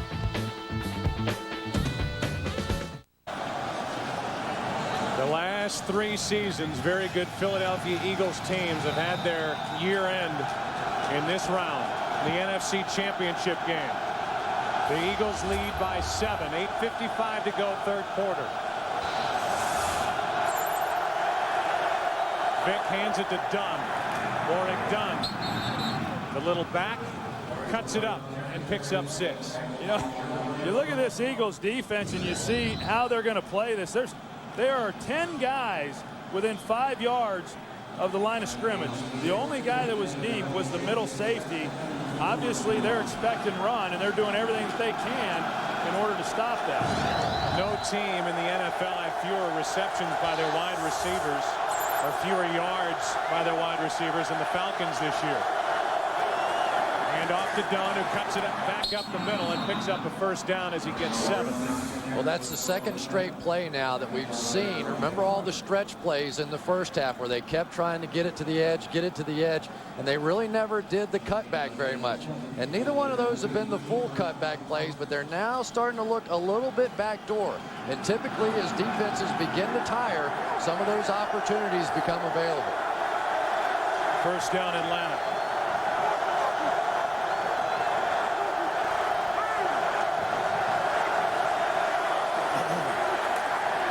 From Vick. Vick knocked down and sacked. Darwin Walker, Derek Burgess, and another example of this Philadelphia defensive front staying there in front of Michael Vick and giving him nowhere to go. It becomes a chess match between Jim Johnson and then the offensive coordinator, Greg Knapp. That time, Jim Johnson played coverage. You see there, he's got 4 deep. And then he brought the pressure up front with his defensive line. Nowhere to throw the football for Vick, and the line got to him before he could get rid of it. And Lito Shepherd just all over Peerless Price, and that's exactly what happened. A loss of 9 as Burgess got Vick for the sack. A gain of 3 here by Dunn, and the tackle made by Adams and Burgess. But what you can't do against Jim Johnson teams is when you give up those sacks, now you're in 3rd and long situations. Now he can call anything. Michael Vick had time to get rid of the football on that last one, but he took the sack instead. Yeah, and the only guy in the NFL this season that was sacked more times than Michael Vick was David Carr. So you leave yourself too many times where you have to overcome a lot of yards. 3rd down and 15. Eagles come on a blitz. Vick flips it to Jenkins, and he is brought down immediately by Brown. 4th down. And when you talk about trying to move the football into the wind and try to maintain field position, the Philadelphia Eagles did an excellent job there of stopping Atlanta, and now they've got to punt into this wind. Philadelphia should have great field position after this play. And I really do think the magic number is 7. If Atlanta can go into the 4th quarter with the win, down just 7, they'll have an excellent shot at this one. 3rd punt from Chris Moore.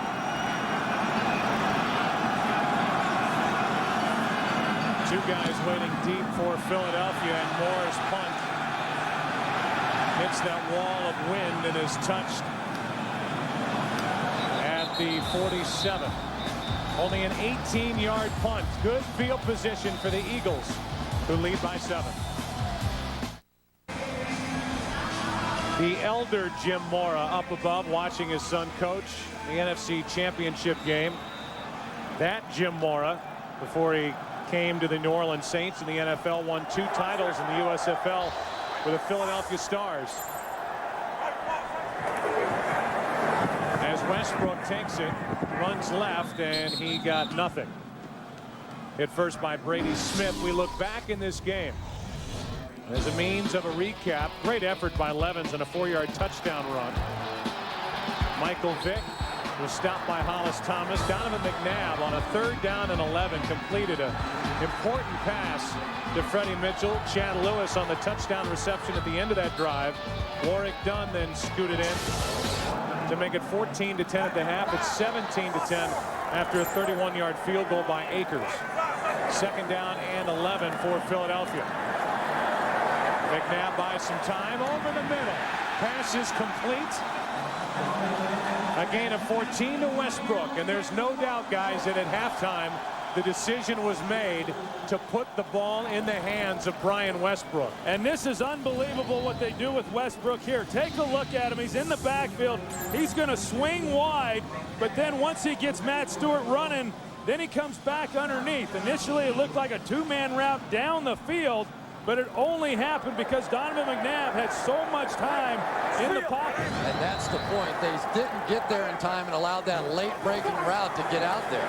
On 1st down, McNabb fires it low and out of the reach of Levens. February 6th, here's stories of past glory that have never been heard before and the untold stories of the Super Bowl. Terry Bradshaw, Howie Long, Jimmy Johnson, Troy Aikman, Cris Collinsworth reveal their untold stories as well as count down the top 10 Super Bowl moments as voted on by you, the fans. To vote for your favorite moment, go to foxsports.com on MSN, keyword top 10. So you guys will be getting together and talking about those untold stories as the Eagles try to make it to Jacksonville in Super Bowl 39. Westbrook is split out wide to the right at the bottom of the screen. They drop it off to Levens, who stumbles and is tapped down by D'Angelo Hall. Loss of 2. You know, I really think this is an important drive for both teams. I mean, when you look at where the Eagles got the ball with great field position, wind at their back, and with them being up 7 points, I don't want to say that they could deliver a knockout punch, but almost the equivalent of that if they're able to move the ball down and come away with a touchdown, extend this lead to 14 points, because then you change the whole makeup of this Falcons offense. They then would have to become a passing team, something clearly they would be uncomfortable having to do. Westbrook right out here in the slot. 3rd down and 12. McNabb brought down at the 40. That'll bring up 4th down. And there is a penalty flag on the play. As it stands now, it's 4th down and about 9. It's against Philadelphia, so it will be 4th down for the Eagles. And I tell you, that's really a great job by this Atlanta Falcons. Illegal defense. shift, offense, 2-man moving, not resetting. That penalty is declined. Result of the play, 4th down. So Johnson will come on, and there's that hold by the Atlanta defense. Great effort by Brady Smith and company. Great job by them not allowing the Eagles with great field position on that drive to get any points and still keep this ball game a one-possession game. Johnson punts it. Penalty flag on the play. And the ball is going to be tapped down inside the 10. But again, there's a flag down back near the line of scrimmage. 31-yard punt. Well, we will check the marker. Prior to the kick, holding 30, kicking team. So you've got to make Philadelphia re-punt if you're Atlanta. That's J.R. Reed, the rookie. And just 10-yard penalty, replay 4th down. And just a huge break. Not only do you have a chance to now work it off your own goal line, but when you have a guy like Allen Rossum after the guys have already chased one kick back there, really, really dangerous. Here's a guy that was the fastest high schooler in the nation coming out his senior year. Ran a 10 flat 100 meters, and if he gets in the open field, look out. Well, we saw what he did last week to the Rams, the #2 punt returner in the National Football League this year, over 250 yards in return yards a week ago. Line drive punt, and Rossum will let it bounce. And it's down inside the 15 to the 14-yard line. In the end, about a 6-yard difference after the penalty. 36-yard punt, 17-10. Philly. Atlanta has a ball. What a terrific effort by so many people to get this field and this stadium ready for today's game after a foot of snow was dumped on Philadelphia yesterday. The Eagles and the Falcons battling for a trip to Jacksonville in Super Bowl 39. 17-10. The Eagles on top. Starting from their own 14. Open with a throw, and the pass picked off by Dawkins. Brian Dawkins with the interception. And Dawkins is down to the 10. Crumpler, the intended receiver, and Vick threw it right to Dawkins. I couldn't tell if Michael Vick slipped on the play or not, but that was just horrendous. I mean, he had a chance to throw this one up over the top and just threw a line bullet. No, he just didn't see him. He never saw Brian Dawkins at all. Threw a shot right in his gut. I tell you, Chris, it's almost as if he thought Crumpler was going to turn around right there, because otherwise there's no excuse for throwing a ball that flat. It was a good idea. Philadelphia, again, had 10 guys within 7 yards of the line of scrimmage. Take a shot down the field, but you got to get it up in the air. 4th career postseason interception for Dawkins. They marked him down at the 11 on the return, and this will cost Philadelphia 5 yards. But here's that opportunity, Troy, for the Eagles you talk about. All of the frustration of years past, you have an opportunity here. Ball start, 72, offense, 5-yard penalty. We go back to the interception.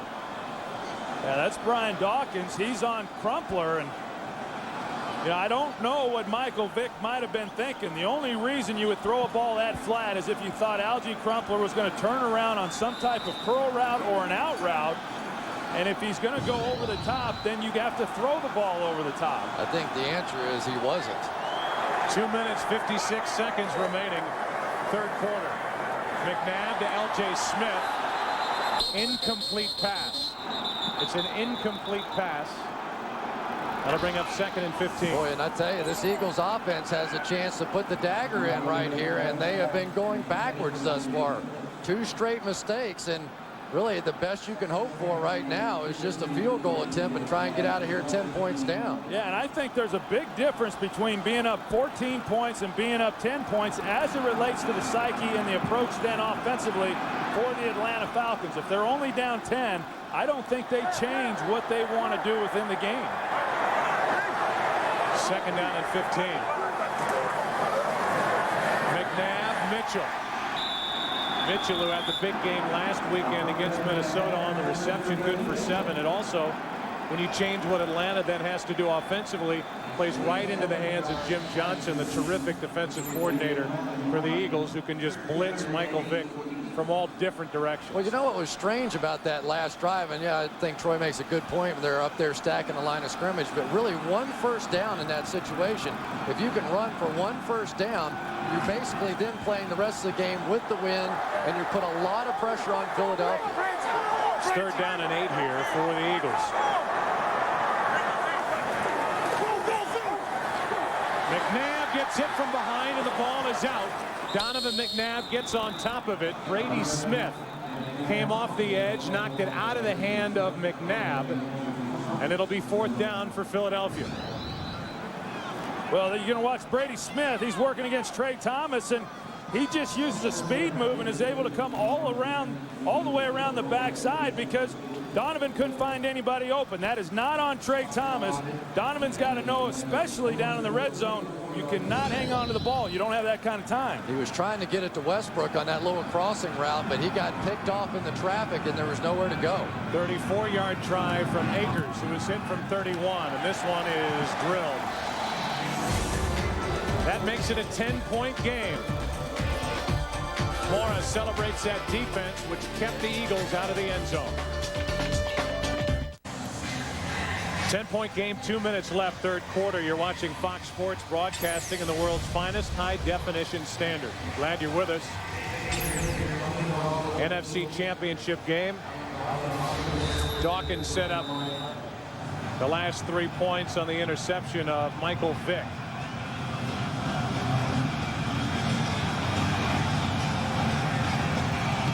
Rossum, a former Eagle, trying to make a dent in this game. Get a chance to return this. And Rossum is dragged down. Good play by L.J. Smith, a 25-yard return. And L.J. Smith made the tackle.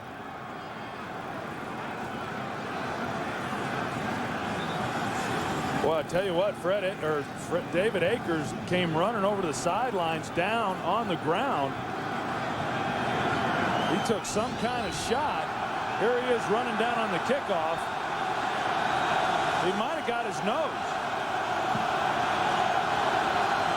Akers, a guy who likes to stick his head in there on tackles. Caught one up in the face. Minute 55 left, 3rd quarter.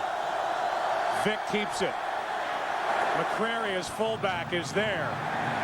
And Fred McCrary on the reception picks up 7. Adams on the tackle.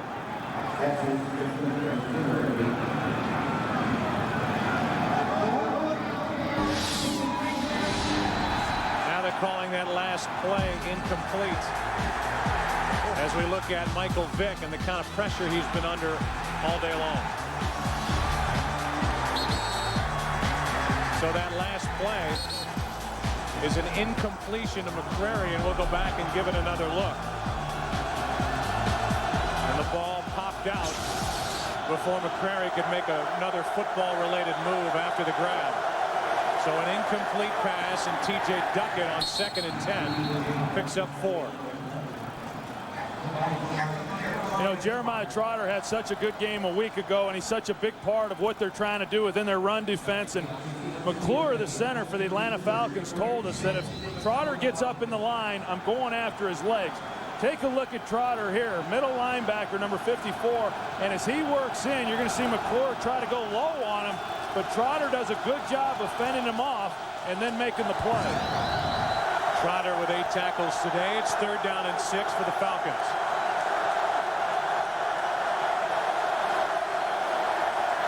Vick pulls it back in and hits Finneran. Brian Finneran is into Philadelphia territory and out of bounds inside the 40 at the 39. It really just looked like a busted coverage that time. They had Javon Curse in the joker position right over the middle of the ball, and for some reason he was drawn to the completely opposite side of the field, as was the entire defense. They thought it was a screen pass left, and instead they go to Finneran all the way back across the field the other way for a huge play. This could be one of the final plays the Falcons have to run into the wind. On 1st down, they hand it to Duckett. Duckett hit by Walker and Adams. And if the Falcons choose to let the game clock run out, they can, and then play with the wind the entire fourth quarter. And I think what we're seeing, Joe, from the Atlanta Falcons, when they've been able to create plays and move the football and score points, it's been because they've been able to make plays in the passing game. I think that's going to have to continue here into the fourth quarter, and Michael Vick's going to have to make some plays throwing the ball if they're going to be able to pull this thing out and win this game. They look at Akers on the sideline. The Eagles players hold up 4 fingers. It's the fourth quarter. 1 quarter to go. The Eagles 15 minutes away from Super Bowl 39. Lead by 10. Back after this from your local Fox station. 1 quarter to go. The Eagles in their 4th consecutive championship game have trailed after 3 quarters. The 3 games prior to this one, they lead it by 10. Vick pulled it back and fires it into the ground, trying to set up a screen for Dunn, and Vick ends up on the seat of his pants. There was pressure by Michael Lewis, and it's 3rd down for Atlanta. Derek Burgess coming through. I know it was a screen pass, and typically you don't get that kind of pressure on a screen pass, but he just came screaming right for Michael Vick, and his entire purpose today, talking about Burgess, is to prevent that bootleg, and so those plays off the play action just not as effective as they may otherwise be. 3rd down and 10.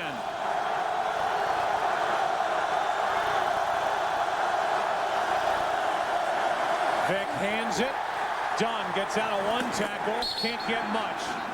Warrick Dunn is brought down at the 38. Picked up only 1. It's 4th down. And the Falcons will bring their punt team onto the field. Chris, as you mentioned a little bit earlier, Jim Mora told us that they were going to run the ball in certain situations on 3rd down, but 3rd and 10, and where you're at on the field, I'm not so sure there that I'm not trying to throw the football. You know, that time Todd McClure, the center, thought he could just give a shove to Darwin Walker and then release down the field, but when he did that, he allowed Walker to get back in there. That would have been a huge play. Darwin Walker, the guy who got his hands on Dunn as a fan, gets onto the field and then is taken down immediately, so his fame is short-lived. And with 14-16 left in this fourth quarter, a punt is coming from Atlanta. And maybe the best hit of the day was by the security guard. You know, one of the things that the Falcons, by running the ball, were attempting to do was that if they could get a little more yardage out of that play and get in field goal range, but boy, it's asking a lot on that play in order to pick up about 8 yards. They really had an opportunity to bust one out of there. Darwin Walker just saved the day. There was a gaping hole on that last one. So Moore finally gets the punt with the wind, and in this case he's trying to down it inside the 20. Instead he booms it into the end zone, and that's a terrible punt for Atlanta. You're playing a field position game and Moore unleashes one into the end zone. That means the Eagles start at their own 20, leading by 10. Each team trying to make it to its second Super Bowl. It's a 20-10 Philadelphia lead just starting the fourth quarter, 13:59 left. And Donovan McNabb in his first 3 championship games compared to today. 1 touchdown, no interceptions, a quarterback rating of 107. He was at 104 during the regular year. They have to come away impressed with this Atlanta defense, and they're asked to make another stop as Dorsey Levens gets it and picks up 4. Fox tomorrow, the nonstop season of 24 continues on its regular night and time. It's a new heart-stopping episode of 24 tomorrow, 9 Eastern, 8 Central, right here on Fox. Off to a great start. Gets better and better week after week. 2nd down and 6 here for the Eagles. You know, one of the things defensive coordinator Ed Donatel prides himself on is being able to create turnovers. In fact, 14 interceptions in 14 of 17 games this season. They've yet to get one in this game. 2nd down and 6. McNabb throws left and over the head of Westbrook as that pass took off. Well, they did a late move with Brian Westbrook outside and caught him in man coverage. Westbrook makes a tremendous move on the slant, and Donovan McNabb just lets it get away from him. He is just going to be wide open out here working against Morton, who's been the guy they've been after all day. Look at this move, wide open, and Oh, Donovan just sailed it. That brings up 3rd and 6.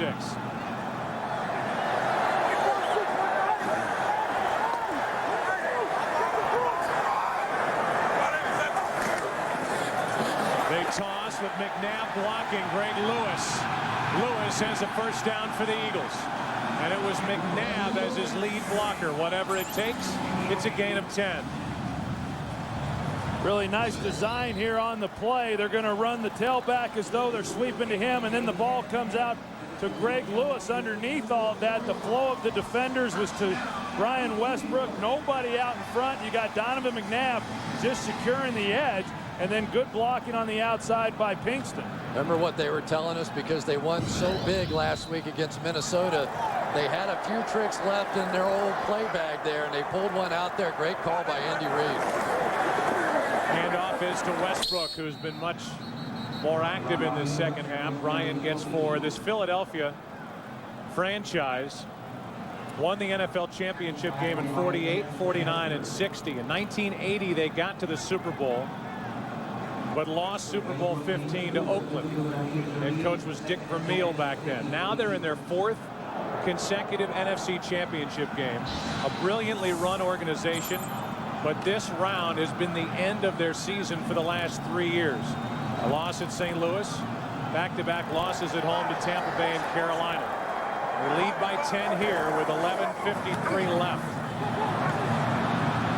McNabb with all day fires, and it's incomplete.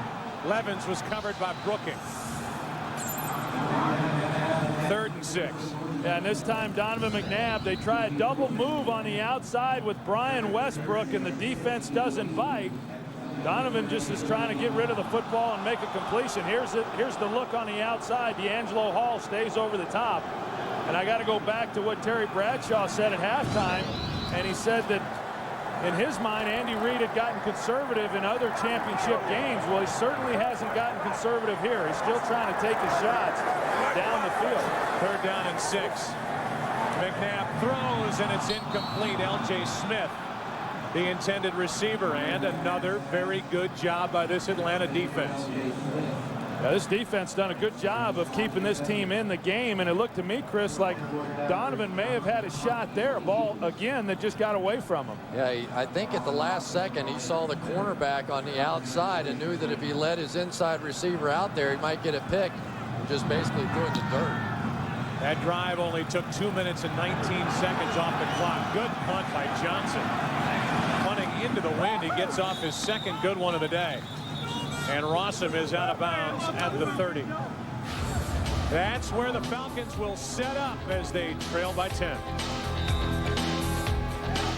Todd Weiner, who injured his left ankle in the win over St. Louis last weekend, is on the sideline, and taking over at right tackle for Atlanta is Steve Herndon, who's more of a guard.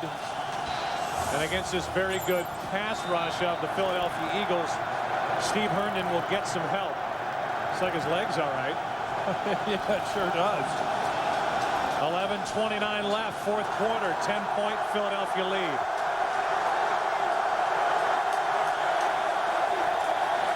Vick, Dunn out of the backfield, had to leap to get it, and he's out of bounds, knocked out by Adams, a gain of 3 down to Pam Oliver. Hey, Joe, as the second half progresses, and with each and every success it has against Michael Vick and company, the Eagles defense is getting sky high. They've been talking about playing loose all week, and that group has been that way the whole game. After that last trip off the field, Hollis Thomas took some time to complain about some dirt in his Gatorade.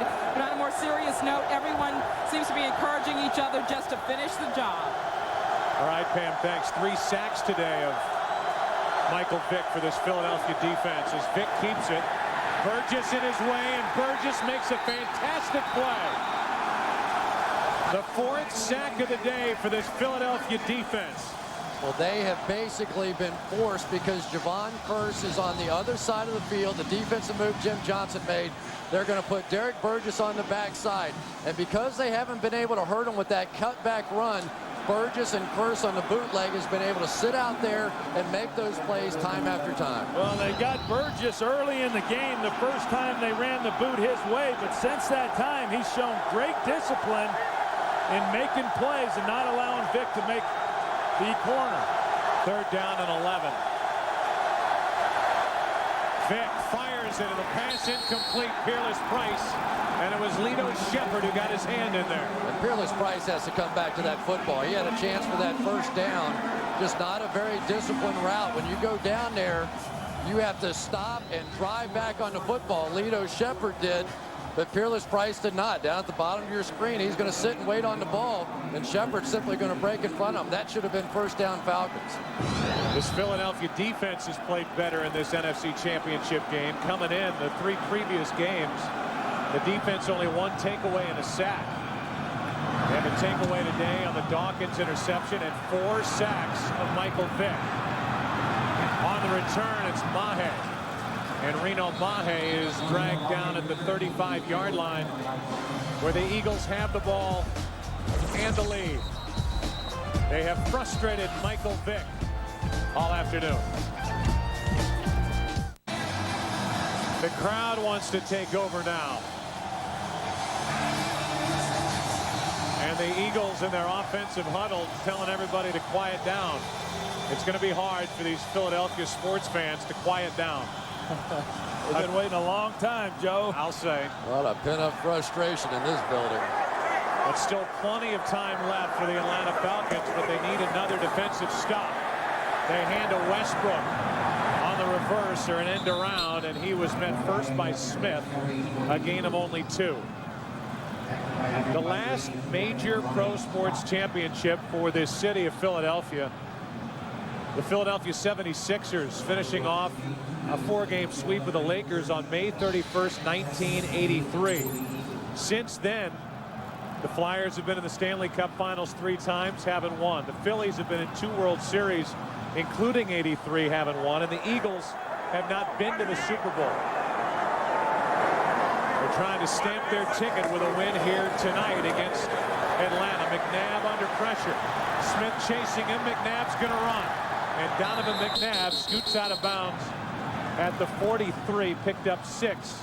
3rd down coming up. And you just sense, watching the way that this defense for the Eagles has played, particularly on that last possession, and the way that this crowd's beginning to get into it, that this becomes a very, very critical 3rd down. The Eagles have to be able to stop them here. And I don't think it had to be. I thought McNabb had a chance to pick up this 1st down. At this point in the ball game and all the things that McNabb has been through, you got to put your head down and go pick up that 1st down.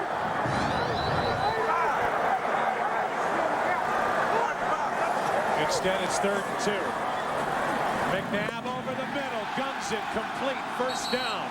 Chad Lewis, who has a touchdown today, and a 1st down at the Atlanta 45.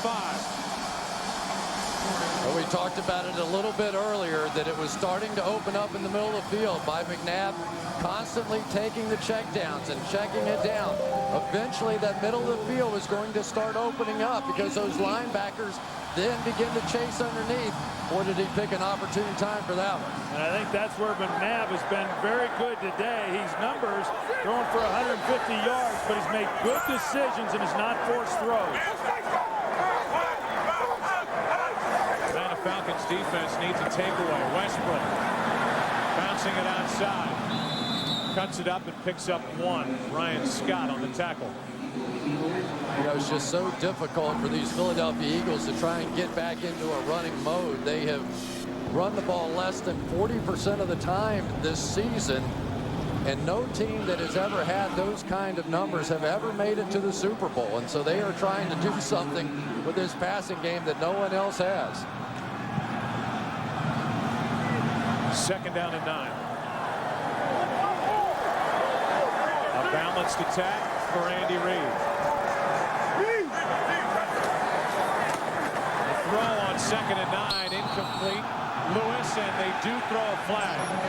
Cris, the middle linebacker, was in there and may be called for pass interference. Flag came in late. Pass interference, 54. Defense, hooked him around the waist. Automatic 1st down, spot of the foul. Yeah, pretty easy call there for the officials. Cris Draft all over Chad Lewis when the ball arrived. And what you're starting to see now from the Falcons is they're not known as a blitzing team, but we're starting to see more of it, and rightfully so. They know that if they're going to have any chance, they've got to create some kind of turnover and stop Philadelphia and not allow them to come away with any more points. That is the 4th first down by penalty for the Eagles today. 7.5 to go. McNabb. Lewis. Greg Lewis out of bounds at the 20. Forced down by Hall. And Lewis on a long list of players that the Eagles have locked up to a long-term deal, and he has stepped up today. Donovan McNabb knows he's got one here. It is a first down pass. They go play action. Greg Lewis coming in short motion against man coverage. You really have no choice at this point in the game. You have to start playing man coverage. Like Troy said, bring to some pressure. And Greg Lewis just can't be covered in man coverage right now. Well, not a difficult route to cover. D'Angelo Hall thought he was going to go back outside. He slow played it. Greg Lewis ran away from him. Toss to Westbrook. Hall the first to get his hands on him. Lavallee helped out on the tackle, a gain of 1. I got to tell you, though, I really like what Andy Reid's doing. I think a lot of coaches in this league up 10 points in the NFC Championship game would be so concerned with trying to run out the clock and then play to your defense if you don't get the first down and not throw the ball. I've been impressed with the way that he has remained aggressive. He's continued to play his style of football, and that's what's got him to this point. Well, we've seen conservative play so far in the playoffs cost a couple of teams games, talking about the Jets and the Chargers. 2nd down and 9. Hand off to Westbrook. He's been busy. Brian Westbrook. Upended by Aaron Beasley after a gain of 5. That shows you a little bit right there about the smarts of Brian Westbrook in a situation like this in the 4th quarter, running out towards the edge, and instead of taking it out of bounds, as a lot of running backs would do, tried cutting it back up, kept the clock running. Brian Westbrook, with the loss of Terrell Owens, basically had to fill those shoes and then some. And this young man has just played sensational football in the playoffs.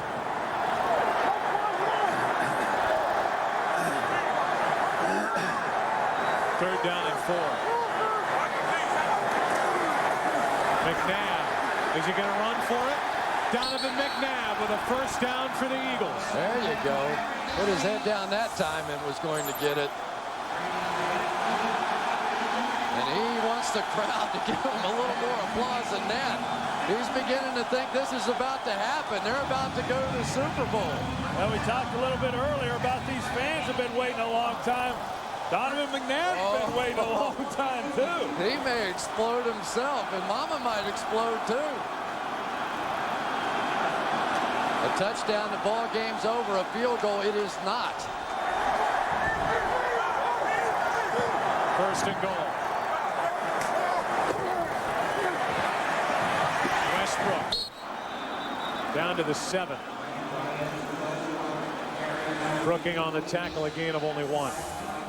Well, as we've seen throughout this drive, along with the passes of Donovan McNabb, this offensive line is just starting to take control of this game.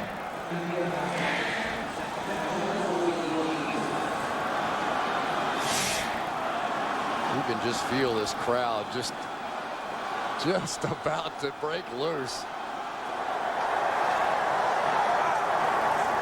2nd down and goal. McNabb rolls, throws. Westbrook down to the 2. 3rd and goal. Well, for the Philadelphia Eagles, now 1 play away, and Jeffrey Lurie knows it. If they can convert this into a touchdown, you're going to see pandemonium in a stadium like maybe you've never seen it before. They flipped the Brian Westbrook switch at halftime. Only 6 touches in the first half. 14 in this second half. 10 carries, 4 catches, and a total of 79 yards. 3rd and goal. Play action. Lewis. Touchdown, and they will celebrate.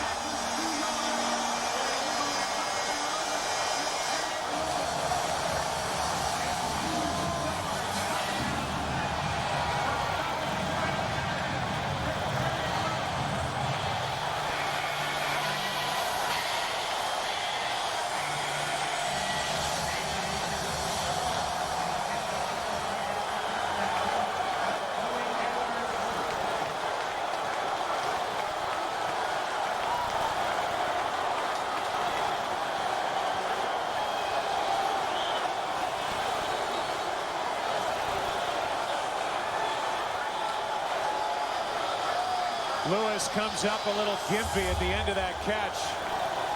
He limps off. The Eagles have to call a timeout. They couldn't care less about that. Eagles open it up here in the fourth quarter. Chad Lewis with his second touchdown catch of the day, capping an 11-play drive that takes nearly 7 minutes off the clock. Akers for the extra point.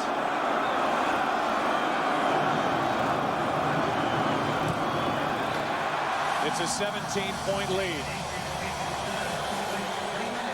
And as we come back to the booth, you throw it out there, you look back on this season, the Philadelphia Eagles were the best team in the NFC. They were the #1 seed. They rested their players down the stretch. Reed took on the criticism for that, and they have really played well this postseason. It looks like they're finally over the hump. Yeah, and I got to tell you, I know that they've done it without a guy who really helped them throughout the season, and that guy being Terrell Owens. But I think the fact that they were able to go out here today and play the way that they have in what appears to be a victory and do it without Terrell Owens, I think validates a lot of these current players that are on this team. And I think it makes it even more special for Donovan McNabb, you know, because there was so much credit given to Terrell Owens, and basically his thought was, hey, you know, you guys forget we ran this offense before. We were pretty good. But I just can't help but think back to Steve Young. And when he did the whole thing about taking the monkey off of his back because of all the Super Bowls that Joe Montana had won.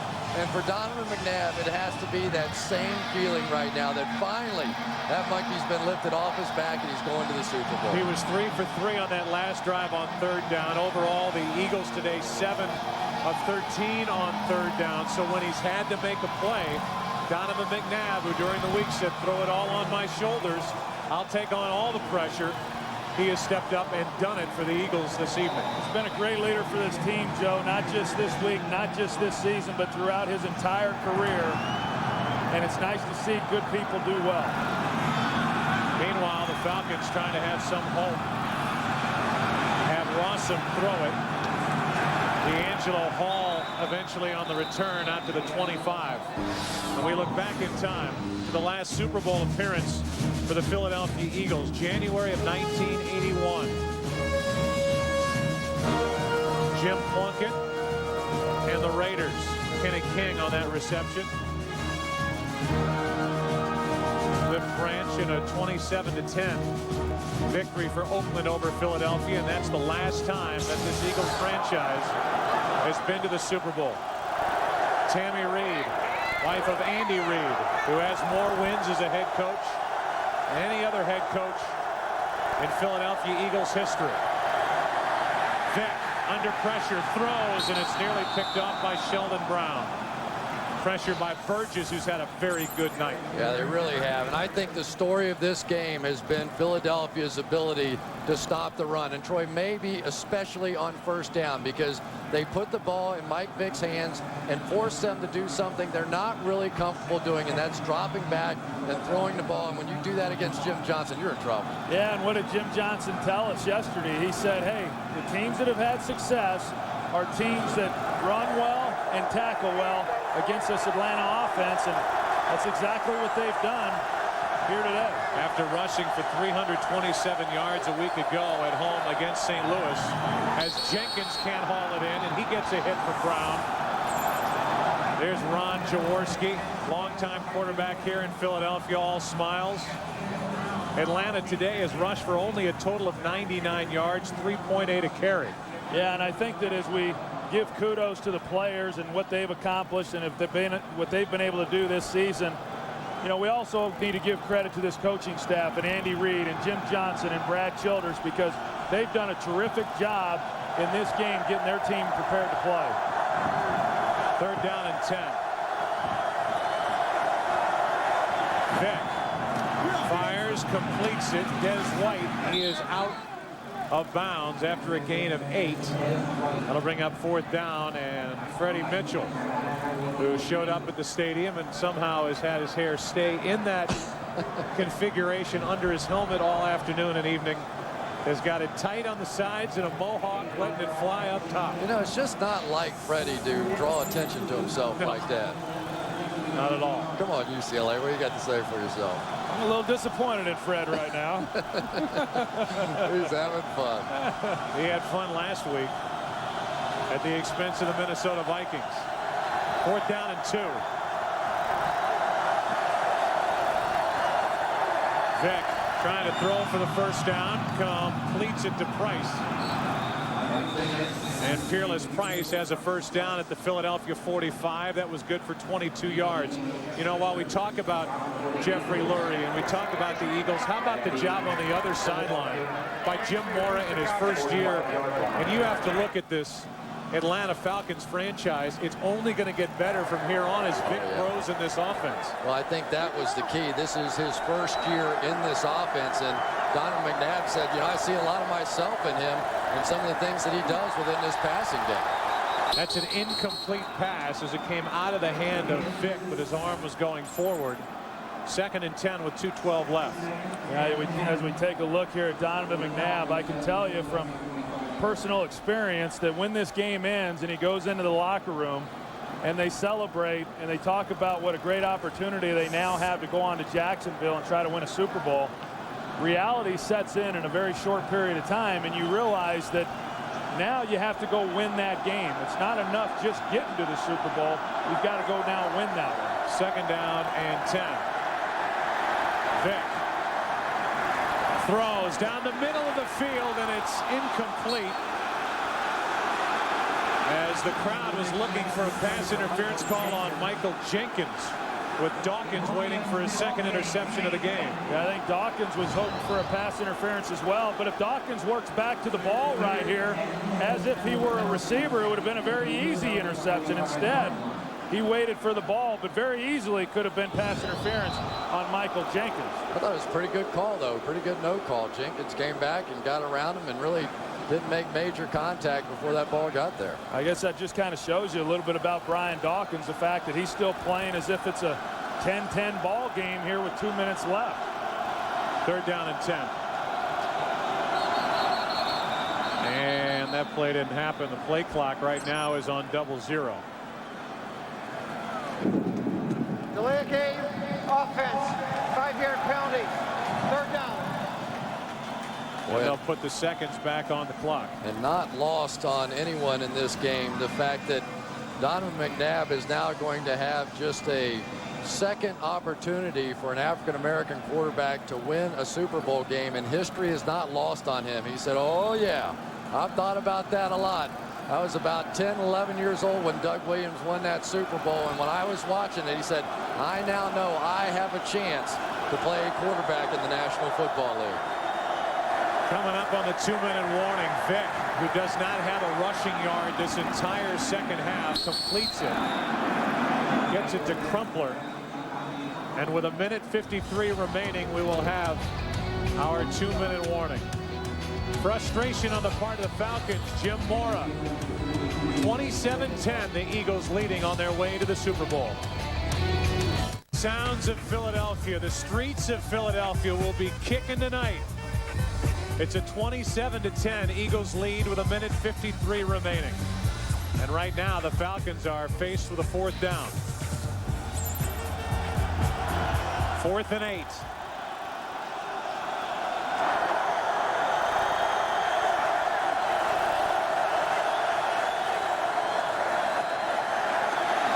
Vick throws incomplete, and the Eagles will take over.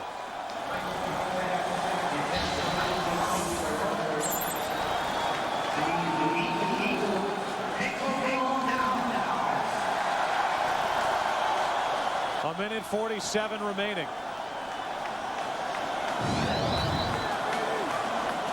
And the reaction from the Philadelphia Eagles bench. You know what? Those guys have earned that. Took a lot of criticism, from myself included, in the championship game a season ago. Coming out here without Terrell Owens, all the question marks. Could they get it done? And we've seen big plays throughout from this wide receiver core. Greg Lewis maybe the biggest surprise. Freddie Mitchell getting it done. Todd Pinkston making plays. But nobody has made more plays during the playoffs than that guy right there. And look out now. And there will not be a better 1:47 seconds left in a game in Donovan McNabb's career. To be able to take this snap and just take a knee, knowing that you're going to a Super Bowl, it's the greatest feeling in the world. Look out, Andy. May not be the best minute and 47 seconds for Andy Reid when he gets with his bucket of Gatorade. Butch will take care of him. That's why they bring Butch. There you go. Butch on Andy's right.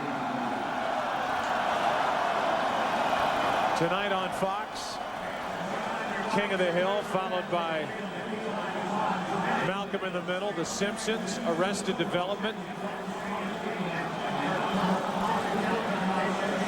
and a bonus block of Family Guy and another Simpsons. It all starts with a new King of the Hill at 7 Eastern, 6 Central tonight on Fox.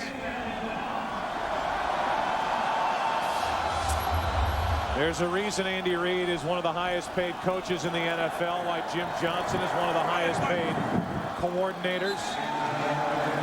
They have prepared this team with Brad Childress, and Reid gets his bath. We've been waiting a long time for that bath.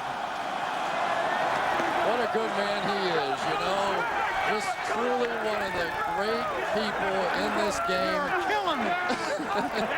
Both he and Jim Johnson, and kind of exciting to see him finally get his trip to the Super Bowl. Only one more snap will be necessary.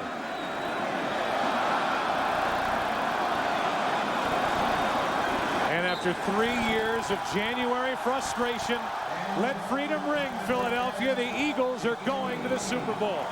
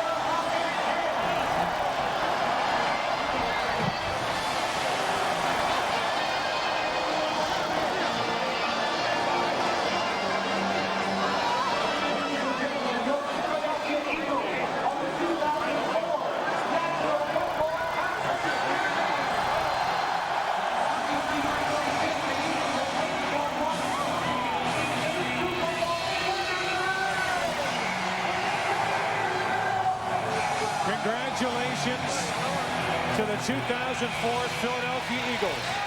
They are champions of the NFC.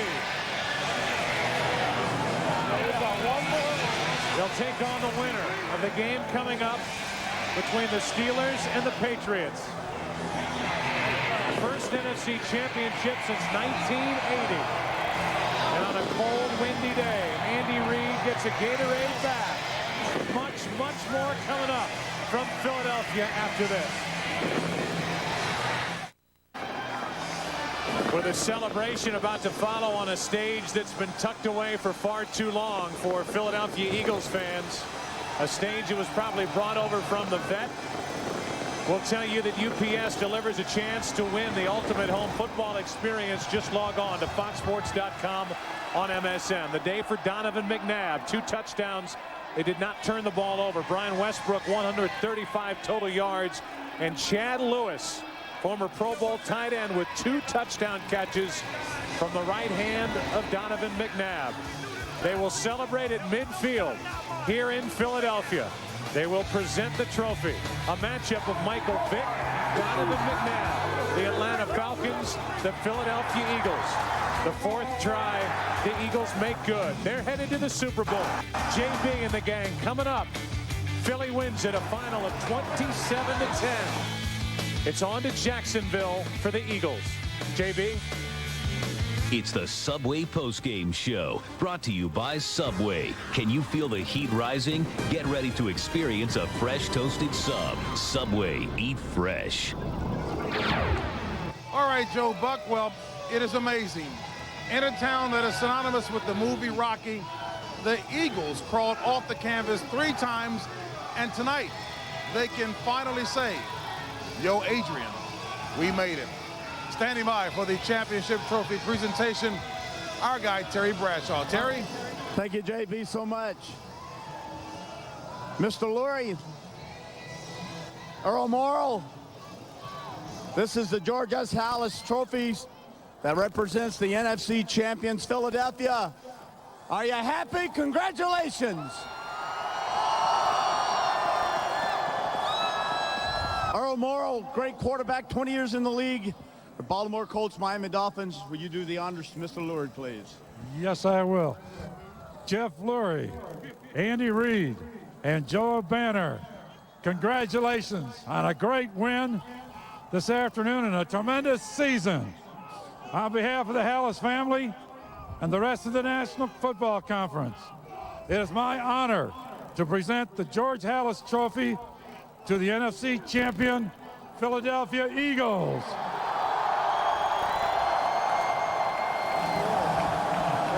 Mr. Lurie, pick that. Good luck.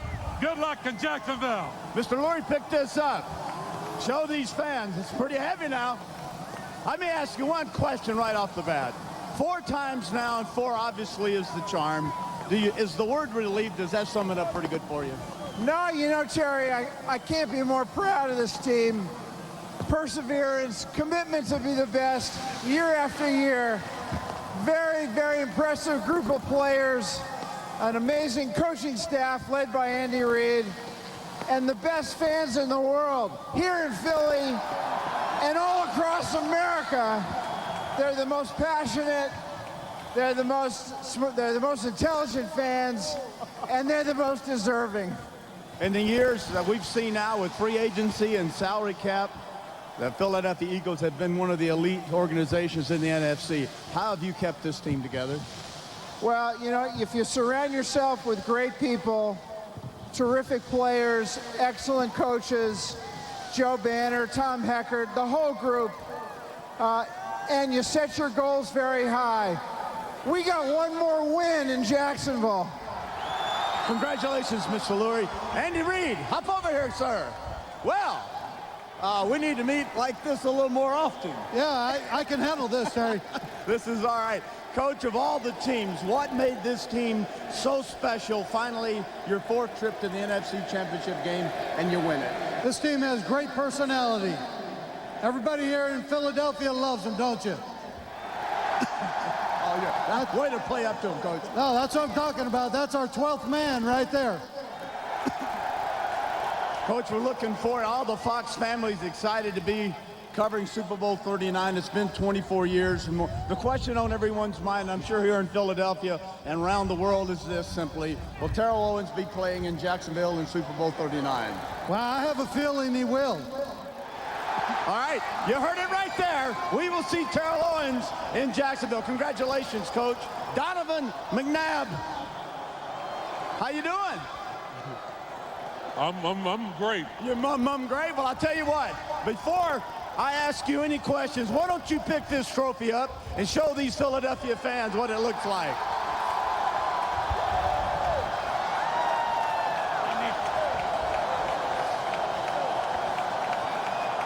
All right, finally, do you feel like the world's off your shoulders? No. But we got one more game to play. And that's the reason we set out to play this game, is to win the Super Bowl. So enjoy it now, and we'll bring something else home. Games like this are defining in the career of a quarterback or really any player.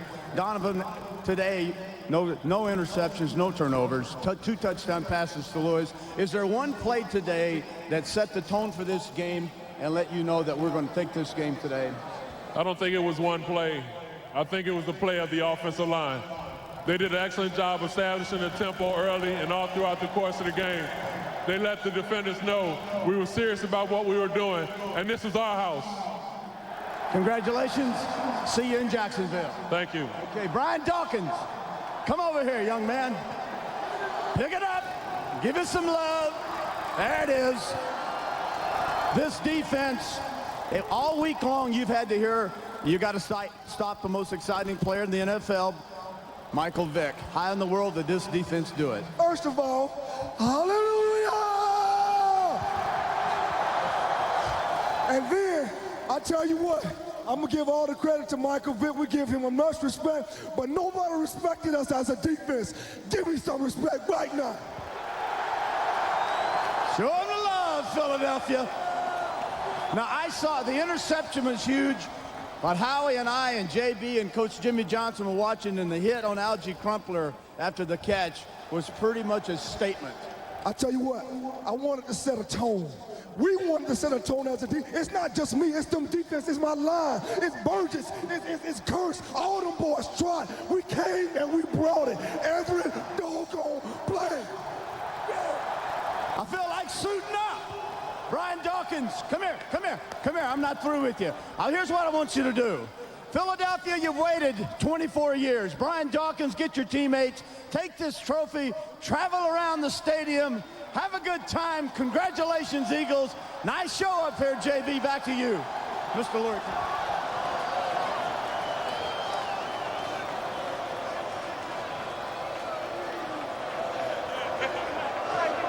All right, TB, and indeed, the Philadelphia defense brought it. You know what, fellas, clearly you guys have experienced the ultimate winning a Super Bowl championship. Just give us a sense of what these guys must be feeling here. Well, JB, I think after all the frustration of the last 4 years, and everybody saying, are you going to do it? Are you going to do it? You know, do you choke when you get in the big game? The pressure is off, but now the pressure will get right back on them, because we've talked to a lot of Super Bowl participants that did not win it, and by not winning it, it's worse than not even being there. Well, and I think take a look again as Terry told Brian Dawkins to take it around the field. Fans are loving it. Howie, I've often teased about how when you retired, you still had a lot of that defensive mentality. You meddled a bit, but I'm sure you had to relate to the passion that Brian Dawkins was displaying. Well, I think the passion, the emotion that you just saw out of Brian Dawkins has been pent up for 3 years. This city, this organization, this football team has been waiting for this moment. Brian Dawkins talked about enjoying it, and he's obviously enjoying this moment. But as Jimmy mentioned, there's one more step. One more step, and you heard Donovan McNabb, who indicated he's mindful of that as well. Enjoy the celebration now, but we've got one more hill to climb. Folks, we'll come back with more. There's a lot more to talk about and feel in a vicarious fashion what these fans in Philadelphia are feeling with their NFC champion, Philadelphia Eagles.